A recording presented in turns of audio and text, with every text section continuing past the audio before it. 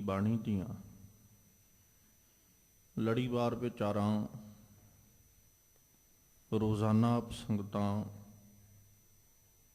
ਗੁਰੂ ਦਰਬਾਰ ਅੰਦਰ ਜੁੜ ਕਰਕੇ ਔਰ ਆਪਣੇ ਆਪਣੇ ਘਰਾਂ ਵਿੱਚ ਬੈਠ ਕਰਕੇ ਇਸ ਅਸਥਾਨ ਤੋਂ ਸਰਵਣ ਕਰਦੀਆਂ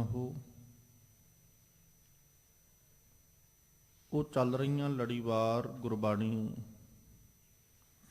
ਵਿਚਾਰਾਂ ਦੇ ਨਾਲ ਸਾਂਝ ਪਾਈਏ। ਵਿਚਾਰਾਂ ਦੀ ਆਰੰਭਤਾ ਤੋਂ ਪਹਿਲਾਂ ਸਤਿਗੁਰੂ ਧੰਨ ਗੁਰੂ ਗ੍ਰੰਥ ਸਾਹਿਬ ਜੀ ਕਿਰਪਾ ਕਰਨ, ਆਪਣਾ ਮਿਹਰ ਭਰਿਆ ਹੱਥ ਸਿਰ ਤੇ ਰੱਖਣ। ਮਾਲਕ ਜੀ ਆਪ ਰਸਨਾ ਉੱਤੇ ਵਰਤ ਕੇ ਆਪਣੀ ਪਾਵਨ ਬਾਣੀ, ਪਾਵਨ ਸ਼ਬਦ ਦੀ ਵਿਚਾਰ ਆਪ ਕਰਵਾ ਲੈਣ ਔਰ ਆਪ ਸਰਬੱਤ ਸੰਗਤ ਬਖਸ਼ੋ ਅਸੀਸ, ਕੋਈ ਰਸਨਾ ਵਾਂਝੀ ਨਾ ਰਹੇ। ਦੋਵੇਂ ਹੱਥ ਜੋੜ ਆਪਣੀਆਂ ਮਨ ਔਰ ਬਿਰਤੀਆਂ ਨੂੰ ਇਕਾਗਰ ਕਰਦਿਆਂ ਹੋਇਆਂ ਲਵਾਓ ਗੁਰੂ ਚਰਨਾਂ ਵਿੱਚ ਹਾਜ਼ਰੀ। ਅਦਬ ਸਹਿਤ ਸਰਬੱਤ ਸੰਗਤ ਮਿਲ ਕਰਕੇ ਉਚਾਰਨ ਕਰੋ ਜੀ। ਸਤਨਾਮ ਸ੍ਰੀ ਵਾਹਿਗੁਰੂ ਸਾਹਿਬ ਜੀ। ਇੱਕ ਵਾਰ ਫਿਰ ਕਰੋ ਰਸਨਾਵਾ ਪਵਿੱਤਰ ਔਰ ਮਿਲ ਕੇ ਆਖੋ ਜੀ ਸਤਨਾਮ ਸ੍ਰੀ ਵਾਹਿਗੁਰੂ ਸਾਹਿਬ ਜੀ। ਵਾਹਿਗੁਰੂ ਸਾਹਿਬ ਜੀ।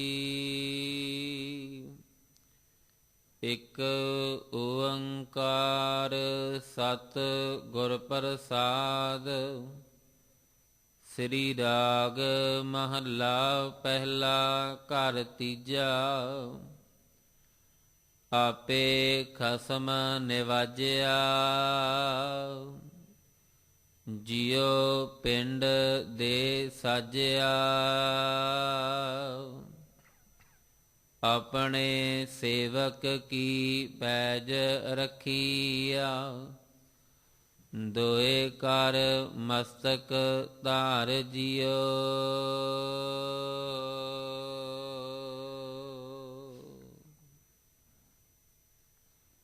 ਜਿਸ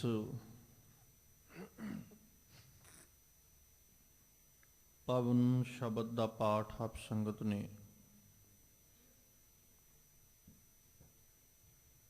ਬੜੇ ਅਦਬ ਸਤਿਕਾਰ ਦੇ ਨਾਲ ਪਿਆਰ ਸਹਿਤ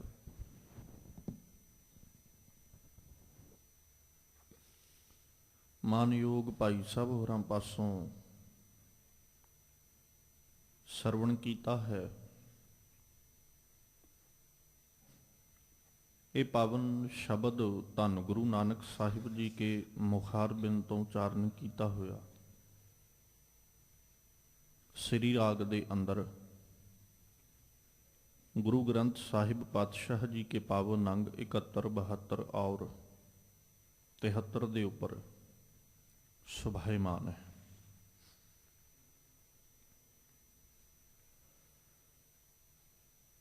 ਸਤਿਗੁਰੂ ਜੀ ਨੇ ਅੱਜ ਦੇ ਪਾਵਨ ਸ਼ਬਦਾਂ ਦੇ ਰਾਹੀਂ, ਪਾਵਨ ਬਚਨਾਂ ਦੇ ਰਾਹੀਂ ਜੋ ਸਾਨੂੰ ਉਪਦੇਸ਼ ਬਖਸ਼ਿਸ਼ ਕੀਤਾ ਹੈ,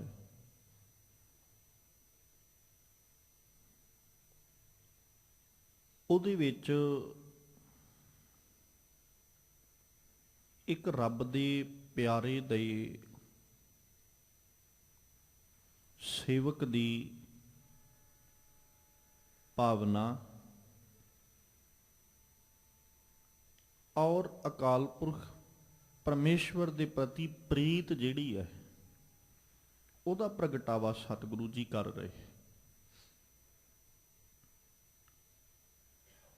ਕਿ ਰੱਬੀ ਪਿਆਰਾ ਕਿਵੇਂ ਭਾਵਨਾ ਜਿਹੜੀ ਹੈ ਉਹ ਪਰਮੇਸ਼ਵਰ ਦੇ ਪ੍ਰਤੀ ਰੱਖਦਾ, ਕਿੱਦਾਂ ਦੀ ਭਾਵਨਾ ਰੱਖਦਾ। ਉਹਦਾ ਪਰਮੇਸ਼ਵਰ ਨਾਲ ਪ੍ਰੇਮ ਕਿੰਨਾ ਹੈ, ਭਰੋਸਾ ਕਿੰਨਾ, ਵਿਸ਼ਵਾਸ ਕਿੰਨਾ ਹੈ, ਔਰ ਉਹਦੇ ਅੰਦਰਲੀ ਅਵਸਥਾ ਜਿਹੜੀ ਹੈ ਉਹ ਕੈਸੀ ਹੈ। ਸਭ ਤੋਂ ਪਹਿਲਾਂ ਸਤਿਗੁਰੂ ਜੀ ਕਹਿੰਦੇ ਆਪੇ ਖਸਮ ਨਿਵਾਜਿਆ।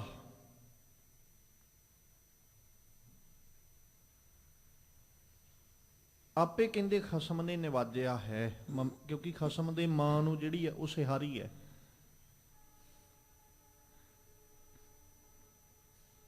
ਉਹ ਸਿਹਾਰੀ ਨੇ ਦੇ ਅਰਥ ਕਰਨੇ ਨੇ। ਜਿੱਥੇ ਇਸ ਪਾਵਨ ਸ਼ਬਦ ਦੇ ਅੱਜ ਆਪਾਂ ਇਹਨਾਂ ਪਦਿਆਂ ਨੂੰ ਵਿਚਾਰਨਾ ਹੈ, ਉੱਥੇ ਨਾਲ ਨਾਲ ਰਹਾਉ ਦੀ ਪੰਕਤੀ ਆਪਣੇ ਜਿਹਨ ਵਿੱਚ ਰੱਖ ਕੇ ਚੱਲਿਓ। ਹਉ ਵਾਰੀ ਹਉ ਵਾਰਨੈ ਕੁਰਬਾਨ ਤੇਰਾ ਨਾ ਬਨੋ, ਕਿਉਂਕਿ ਸ਼ਬਦ ਸਾਰਾ ਇਸੇ ਪੰਕਤੀ ਦੇ ਚੌਗਿਰਦੇ ਘੁੰਮ ਰਿਹਾ ਹੈ।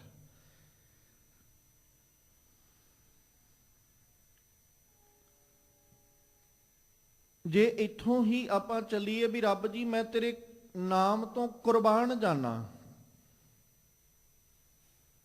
ਤੇ ਕੁਰਬਾਨ ਜਾਣ ਦਾ ਕਾਰਨ ਵੀ ਜਿਨ੍ਹਾਂ ਨੇ ਤੇਰੇ ਨਾਮ ਨੂੰ ਜਪਿਆ, ਨਾਮ ਨੂੰ ਅਰਾਧਿਆ, ਨਾਮ ਨੂੰ ਚੇਤੇ ਕੀਤਾ ਨਾ, ਤੂੰ ਉਹਨਾਂ ਨੂੰ ਵਡਿਆਇਆ, ਤੂੰ ਰਹਿਮਤ ਬਹੁਤ ਵਰਤਾਈ। ਆਪੇ ਖਸਮ ਨਿਵਾਜਿਆ, ਤੂੰ ਆਪੇ ਹੀ ਨਿਵਾਜਦਾ ਹੈ, ਆਪੇ ਹੀ ਵਡਿਆਉਣਾ ਹੈ। ਔਰ ਵਡਿਆਉਂਦਿਆਂ ਹੋਇਆਂ ਸਤਿਗੁਰੂ ਜੀ ਕਹਿੰਦੇ ਜੀਓ ਪਿੰਡ ਦੇ ਸਾਜਿਆ, ਵੀ ਤੂੰ ਜਿੰਦ ਵੀ ਦਿੱਤੀ, ਪਿੰਡ ਦੇ ਕੇ ਸਾਜਿਆ। ਪਿੰਡ ਸਰੀਰ ਨੂੰ ਕਿਹਾ ਗਿਆ।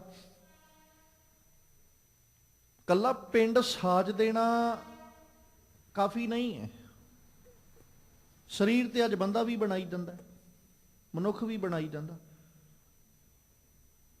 ਜੇ ਅੱਜ ਆਪਾਂ ਇਨਸਾਨ ਦੀ ਗੱਲ ਕਰਾਂਗੇ ਤੇ ਇਨਸਾਨ ਦੇ ਸਰੀਰ ਨੂੰ ਬਣਾਈ ਜਾਂਦਾ, ਬੋਡੀ ਬਣਾਈ ਜਾਂਦਾ ਹੈ ਉਹ, ਪਰ ਉਹ ਇੱਕ ਬੁੱਤ ਹੈ, ਇੱਕ ਸਟੈਚੂ ਹੈ, ਇਹ ਤੋਂ ਵੱਧ ਕੇ ਕੁਝ ਨਹੀਂ। ਸਾਡਾ ਵੀ ਇਹ ਸਰੀਰ ਇੱਕ ਸਟੈਚੂ ਹੈ ਉਹਨਾਂ ਚਿਰ ਜਿੰਨਾ ਚਿਰ ਇਹਦੇ ਵਿੱਚ ਜੀਓ ਨਹੀਂ, ਜਿੰਨਾ ਚਿਰ ਇਹਦੇ ਵਿੱਚ ਜਿੰਦ ਨਹੀਂ। ਹੁਣ ਜਿੰਦ ਕੌਣ ਦੇ ਰਿਹਾ? ਆਪੇ ਖਸਮ ਨਿਵਾਜੇ। ਸਰੀਰ ਸਾਡਾ ਕਰਮ ਜਿੰਦ ਦੇ ਸਹਾਰੇ ਤੇ ਹੀ ਕਰਦਾ ਹੈ ਨਾ, ਜੀਓ ਦੇ ਸਹਾਰੇ ਤੇ ਕਰਦਾ ਹੈ। ਜਦੋਂ ਸਰੀਰ ਵਿੱਚੋਂ ਜੀਓ ਚਲਿਆ ਜਾਂਦਾ ਹੈ, ਸਰੀਰ ਤੇ ਬਾਕੀ ਹੈ, ਪਰ ਆਪਾਂ ਕੀ ਕਹਿੰਦੇ ਵੀ ਇਹ ਚਲੇ ਆ ਗਿਆ। ਹੁਣ ਸਾਡੇ ਸਾਹਮਣੇ ਤੇ ਪਿਆ, ਪਰ ਅਸੀਂ ਫਿਰ ਵੀ ਇਹ ਲਫ਼ਜ਼ ਵਰਤੇ ਵੀ ਹੁਣ ਇਹ ਇੱਥੇ ਨਹੀਂ ਰਿਹਾ, ਇਹ ਸੰਸਾਰ ਤੋਂ ਚਲਾਣਾ ਕਰ ਗਿਆ ਜਾਂ ਸਾਨੂੰ ਛੱਡ ਗਿਆ, ਸਾਡੇ ਪਰਿਵਾਰ ਦੋਸਤਾਂ ਮਿੱਤਰਾਂ ਦੇ ਵਿੱਚ ਇਹ ਨਹੀਂ ਰਿਹਾ। ਤੇ ਜੇ ਕੋਈ ਆ ਕੇ ਪੁੱਛੇ ਵੀ ਤੁਹਾਡੇ ਵਿੱਚ ਤੇ ਪਿਆ, ਤੇ ਕੀ ਕਹਾਂਗੇ ਆਪਾਂ? ਜੇ ਕੋਈ ਆ ਕੇ ਸਵਾਲ ਕਰ ਲਵੇ, ਤੁਸੀਂ ਕਹਿੰਦੇ ਹੋ ਸਾਨੂੰ ਛੱਡ ਗਿਆ, ਵੀ ਤੁਹਾਡੇ ਵਿੱਚ ਤੇ ਪਿਆ ਹੈ, ਸਾਰੇ ਤੁਸੀਂ ਉਹਦੇ ਦਿਵਾਲੇ ਬੈਠੇ ਹੋ, ਤੁਹਾਨੂੰ ਕਿੱਥੇ ਛੱਡ ਕੇ ਗਿਆ? ਤੁਹਾਡੇ ਨਾਲ ਤੇ ਬੈਠਾ ਹੋ। ਤੇ ਅਸੀਂ ਕਹਿੰਦੇ ਵੀ ਨਹੀਂ, ਉਹ ਚੜ੍ਹਾਈ ਕਰ ਗਿਆ, ਚਲਾਣਾ। ਮਤਲਬ ਸਾਡਾ ਜਿਹੜੀ ਹੋਂਦ ਹੈ ਉਹ ਉਹਨਾਂ ਚਿਰ ਹੀ ਹੈ ਜਿੰਨਾ ਚਿਰ ਸਾਡੇ ਕੋਲ ਜਿੰਦ ਹੈ। ਜਿੱਦਣ ਜਿੰਦ ਨਹੀਂ ਉਦਣ ਸਾਡੀ ਹੋਂਦ ਖਤਮ, ਉਸ ਦਿਨ ਸਾਡੀ ਹੋਂਦ ਵੀ ਅਣਹੋਂਦ ਬਣ ਜਾਏਗੀ। ਅੱਜ ਸਾਡੀ ਅਣਹੋਂਦ ਵੀ ਸਾਡੀ ਹੋਂਦ ਹੈ, ਪਰ ਉਸ ਦਿਨ ਅਸੀਂ ਹੋਂਦ ਵਿੱਚ ਹੋਵਾਂਗੇ, ਪਰ ਹੁੰਦਿਆਂ ਹੋਇਆਂ ਵੀ ਅਸੀਂ ਨਹੀਂ। ਅੱਜ ਆਪਾਂ ਜਿਉਂਦੇ ਆ, ਸਿਰਫ ਸੌਖਾ ਜਿਹਾ ਇੱਕ ਪੱਖ ਰੱਖਦਾ ਚੱਲਾਂ, ਆਪਾਂ ਜਿਉਂਦੇ ਆ ਜਿਸ ਜਗ੍ਹਾ ਦੇ ਉੱਤੇ ਅਸੀਂ ਵਿਚਰਦੇ ਆ, ਉਸ ਥਾਂ ਉੱਤੇ ਸਾਡਾ ਪ੍ਰਭਾਵ ਹੈ, ਕਿਉਂਕਿ ਅਸੀਂ ਜੀਵਤ ਆ। ਸਾਡੀ ਅਣਹੋਂਦ ਵੀ ਸਾਡੀ ਹੋਂਦ ਦਾ ਪ੍ਰਤੀਕ ਬਣ ਜਾਂਦੀ। ਪਰ ਜਿੱਦਣ ਅਸੀਂ ਨਹੀਂ ਹੋਵਾਂਗੇ, ਜਦੋਂ ਜੀਓ ਨਹੀਂ ਹੋਏਗਾ, ਫਿਰ ਸਾਡੀ ਹੋਂਦ ਵੀ ਅਣਹੋਂਦ ਹੋਏਗੀ ਉਦਣ। ਹੁਣ ਅਸੀਂ ਭਾਵੇਂ ਘਰ ਵਿੱਚ ਨਹੀਂ, ਆਪਣੇ ਪਰਿਵਾਰ ਵਿੱਚ ਨਹੀਂ, ਪਰ ਪਰਿਵਾਰ ਵਿੱਚ ਹੋਂਦ ਦਾ ਪ੍ਰਤੀਕ ਅਸੀਂ ਜ਼ਰੂਰ ਹਾਂ ਵੀ ਅਜੇ ਹੈ। ਤੇ ਜਿੱਦਣ ਪਰਿਵਾਰ ਵਿੱਚ ਹੋਵਾਂਗੇ ਉਦੋਂ ਅਸੀਂ ਸਾਨੂੰ ਲੰਮੇ ਪਾਇਆ ਹੋਇਆ, ਲੇਟਾਇਆ ਹੋਇਆ ਹੈ, ਉਦੋਂ ਪਰਿਵਾਰ ਦੇ ਵਿੱਚ ਸਾਡੀ ਹੋਂਦ ਹੈ, ਪਰ ਹੋਂਦ ਵੀ ਸਾਡੀ ਅਣਹੋਂਦ ਬਣ ਜਾਂਦੀ ਹੈ ਵੀ ਇਹ ਨਹੀਂ। ਬਾਪੂ ਜੀ ਨੇ ਇਹੀ ਗੱਲ ਅੱਜ ਸਾਨੂੰ ਸਮਝਾਈ ਸਭ ਤੋਂ ਪਹਿਲੋਂ। ਕਹਿੰਦੇ ਆਪੇ ਖਸਮ ਨਿਵਾਜਿਆ, ਉਹ ਆਪ ਵਡਿਆਉਂਦਾ ਹੈ ਤੇ ਵਡਿਆਉਂਦਾ ਹੋਇਆ ਕੀ ਕਰਦਾ? ਜਿਉ ਪਿੰਡ ਦੇ ਸਾਜਿਆ, ਪਿੰਡ ਸਾਜ ਕੇ ਤੇ ਵਿੱਚ ਜਿੰਦ ਪਾਉਂਦਾ। ਕੰਮ ਸਾਰਾ ਜਿੰਦ ਨੇ ਕਰਨਾ। ਉਹ ਹੈ, ਉਹ ਚੱਲਣ ਨੂੰ ਕਹਿ ਦਿੰਦੀ ਹੈ ਚੱਲ ਪੈਂਦਾ, ਉਹ ਕਹਿ ਦਿੰਦੀ ਹੈ ਵੀ ਅੱਜ ਨਹੀਂ ਚੱਲਣਾ, ਇਹ ਬੈਠਾ ਰਹਿ ਜਾਂਦਾ। ਵੇਖੋ ਨਾ, ਜਿਸ ਦਿਨ ਜਿੰਦ ਜਿਹੜੀ ਹੈ ਉਹ ਹਜੇ ਮੌਜੂਦ ਹੈ, ਪਰ ਇਨਸਾਨ ਕਹਿੰਦਾ ਵੀ ਅੱਜ ਮੈਂ ਕਿਤੇ ਜਾਣਾ ਨਹੀਂ, ਫਿਰ ਕੋਈ ਨਹੀਂ ਉਹਨੂੰ ਕੱਢ ਸਕਦਾ, ਬੈਠਾ ਰਹਿੰਦਾ।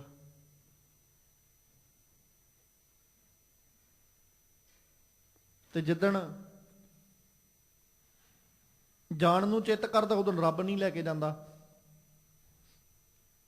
ਫਿਰ ਉਦੋਂ ਪਰਿਵਾਰ ਵਾਲੇ ਫੜ ਫੜ ਕੇ ਠਾਉਂਦੇ ਵੀ ਉੱਠ ਤੂੰ ਤੇ ਕਹਿੰਦਾ ਸੀ ਮੈਂ ਜਾਣਾ, ਵੀ ਹੁਣ ਜਾਂਦਾ ਨਹੀਂ। ਉਹ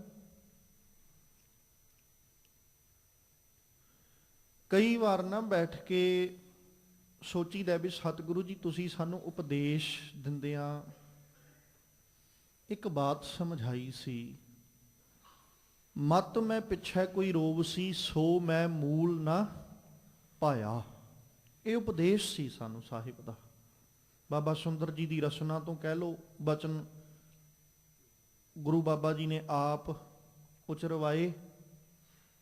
ਗੁਰੂ ਅਮਰਦਾਸ ਸਾਹਿਬ ਜੀ ਨੇ ਦਿੱਤਾ ਉਪਦੇਸ਼, ਬਾਬਾ ਸੁੰਦਰ ਜੀ ਨੇ ਉਹੀ ਉਪਦੇਸ਼ ਅੱਖਰਾਂ ਦੇ ਵਿੱਚ ਉਕਰਿਆ। ਉਹ ਸਾਰੀ ਦੀ ਸਾਰੀ ਜਦੋਂ ਆਪਾਂ ਰਾਮਕਲੀ ਸਦ ਬਾਣੀ ਪੜ੍ਹਦੇ ਹਾਂ, ਉਹਦੇ ਵਿੱਚ ਇਹੋ ਪੱਖ ਸਮਝਾਉਂਦੇ ਵੀ ਮੈਂ ਪਿੱਛੇ ਕੀਰਤਨ ਕਰਿਓ ਨਿਰਵਾਣ ਜੀਓ, ਕੇਸੋ ਗੋਪਾਲ ਪੰਡਿਤ ਸੱਦਿਓ, ਹਰ ਹਰ ਕਥਾ ਪੜ੍ਹੈ ਪੁਰਾਣ ਜੀ। ਇਹ ਚੀਜ਼ਾਂ ਸਾਨੂੰ ਸਮਝਾਈਆਂ ਸੀ, ਪਰ ਅੱਜ ਅਸੀਂ ਸ਼ਾਇਦ ਇਹਨਾਂ ਚੀਜ਼ਾਂ ਨੂੰ ਸਮਝਣ ਦੀ ਬਜਾਏ ਨਾ ਇਹਨਾਂ ਤੋਂ ਅਸੀਂ ਖੁਦ ਆਪ ਹੀ ਮੁਨਕਰੋ ਕੇ ਬਹਿ ਗਏ। ਨਾ ਤੇ ਅਸੀਂ ਵੈਣ ਪਾਉਣ ਤੋਂ ਹਟੇ, ਸਾਨੂੰ ਤੇ ਇਹ ਸੀ ਵੀ ਸਾਨੂੰ ਸਿੱਖਿਆ ਤੇ ਇਹ ਸੀ ਨਾ, ਮੈਂ ਪਿੱਛੇ ਕੀਰਤਨ ਕਰਿਓ ਨਿਰਵਾਣ ਜੀਓ, ਵੀ ਜੇ ਸਰੀਰਕ ਤੌਰ ਤੇ ਮੈਂ ਚਲਿਆ ਜਾਵਾਂ, ਗੁਰੂ ਅਮਰਦਾਸ ਸਾਹਿਬ ਜੀ ਨੇ ਜਦੋਂ ਆਖਿਆ ਵੀ ਮੈਂ ਚਲਿਆ ਜਾਵਾਂ ਤੇ ਤੁਸੀਂ ਉਦੋਂ ਕੀਰਤਨ ਗਾਉਣਾ ਹੈ, ਮਤਲਬ ਰੱਬ ਜੀ ਦੀ ਵਡਿਆਈ ਕਰਨੀ, ਜਿੰਨੇ ਮਨਾਂ ਨੂੰ ਧਰਵਾਸ ਦੇਣਾ। ਅਸੀਂ ਕੀ ਕੀਤਾ? ਸਾਡੇ ਮਨਾਂ ਕੋਲ ਧਰਵਾਸ ਹੈ। ਧਰਵਾਸ ਆਏਗਾ ਕਿੱਥੋਂ? ਅਸੀਂ ਰੱਬ ਜੀ ਦੀ ਵਡਿਆਈ ਕਰਨ ਦੀ ਬਜਾਏ ਉਹ ਜਿਹੜਾ ਬੰਦਾ ਸੰਸਾਰ ਤੋਂ ਚਲੇ ਗਿਆ ਉਹਦੀ ਵਡਿਆਈ ਪਿੱਛੇ ਲੱਗੇ ਹੋਏ। ਫਿਰ ਉਹਦੀ ਵਡਿਆਈ ਤੇ ਕਰਨੀ ਜਿੱਥੇ ਉਹ ਤੇ ਕਰਨੀ ਹੈ, ਪਰ ਉਹਦੀ ਵਡਿਆਈ ਦੇ ਨਾਲ ਨਾਲ ਅਸੀਂ ਉਹਦੀਆਂ ਗੱਲਾਂ ਹੀ ਚੇਤੇ ਕਰੀ ਜਾਂਦੇ ਹਾਂ ਵੀ ਇਹ ਤੇ ਐਂ ਕਰਦਾ ਸੀ, ਐਂ ਕਹਿੰਦਾ ਸੀ। ਮਨ ਨੂੰ ਕਿੱਥੋਂ ਸਥਿਰਤਾ ਮਿਲੇ ਤੇ ਮਨ ਨੂੰ ਧੀਰਜ ਕਿੱਥੋਂ ਮਿਲੇ? ਫਿਰ ਬਾਪੂ ਜੀ ਨੇ ਆਖਿਆ ਸੀ ਵੀ ਤੁਸੀਂ ਰੱਬ ਦੇ ਪਿਆਰਿਆਂ ਨੂੰ ਸੱਦਿਓ, ਮਤਲਬ ਰੱਬ ਜੀ ਦੇ ਕਹਿ ਲਓ ਵੀ ਕੇਸੋ ਗੋਪਾਲ ਪੰਡਿਤ ਗਿਆਨਵਾਨ ਪੁਰਸ਼ਾਂ ਨੂੰ ਸੱਦਿਓ, ਜਿਹੜੇ ਆ ਕੇ ਰੱਬ ਦੇ ਘਰ ਦੀਆਂ ਬਾਤਾਂ ਸੁਣਾਉਣਗੇ। ਆਪਸ ਵਿੱਚ ਹੀ ਗੁਰਮੁਖ ਸਖੀਆਂ ਗੁਰਮੁਖ ਜਨ ਇਕੱਠੇ ਹੋ ਕੇ ਰੱਬ ਦੀਆਂ ਬਾਤਾਂ ਕਰ ਲਓ। ਤੇ ਆਪਾਂ ਰੱਬ ਦੀ ਬਾਤ ਪਾਈ ਕਿਤੇ? ਨਹੀਂ। ਮਨਾਂ ਨੂੰ ਧੀਰਜ ਚਾਹੀਦਾ ਹੈ ਜੀ। ਹੁਣ ਮਨਾਂ ਨੂੰ ਧੀਰਜ ਨਾ ਤੇ ਵੈਣ ਪਾ ਕੇ ਮਿਲਣਾ, ਨਾ ਵਿਰਲਾਪ ਕਰਕੇ ਮਿਲਣਾ, ਤੇ ਨਾ ਹੀ ਉਹਨੂੰ ਚੇਤੇ ਕਰ ਕਰਕੇ ਮਿਲਣਾ। ਸਗੋਂ ਉਹਨੂੰ ਚੇਤੇ ਕਰਕੇ ਤੇ ਜਿਹੜਾ ਮਨ ਧੀਰਜ ਧਰਦਾ ਹੋਏਗਾ ਉਹਨੇ ਵੀ ਨਹੀਂ ਧਰਨਾ, ਉਹ ਵੀ ਡੋਲ ਜਾਏਗਾ। ਬਾਪੂ ਜੀ ਨੇ ਜਦੋਂ ਇਹ ਉਪਦੇਸ਼ ਦਿੱਤੇ, ਇਹ ਦੂਰ ਅੰਦੇਸੀ ਕਰਕੇ ਹੀ ਦਿੱਤੇ ਸਨ ਵੀ ਇਦਾਂ ਮਨਾਂ ਨੂੰ ਧੀਰਜ ਨਹੀਂ ਮਿਲਣਾ ਜਿੱਦਾਂ ਸਮਾਜ ਦੇ ਲੋਕ ਲਹਿਰਾਂ ਚਾਹੁੰਦੇ ਨੇ।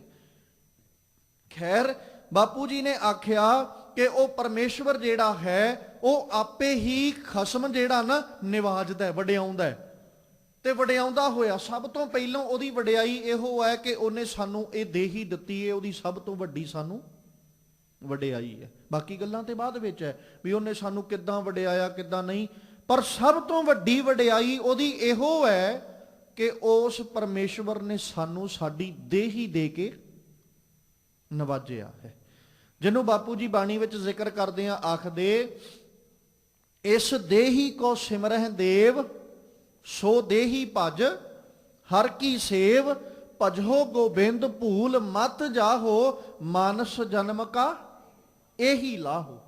ਜਾਂ ਧੰਨ ਗੁਰੂ ਅਰਜਨ ਸਾਹਿਬ ਜੀ ਆਖਦੇ ਮਿਲ ਜਗਦੀਸ਼ ਮਿਲਨ ਕੀ ਬਰੀਆ ਚਿਰੰਕਾਲ ਇਹ ਦੇ ਸੰਜਰੀਆ।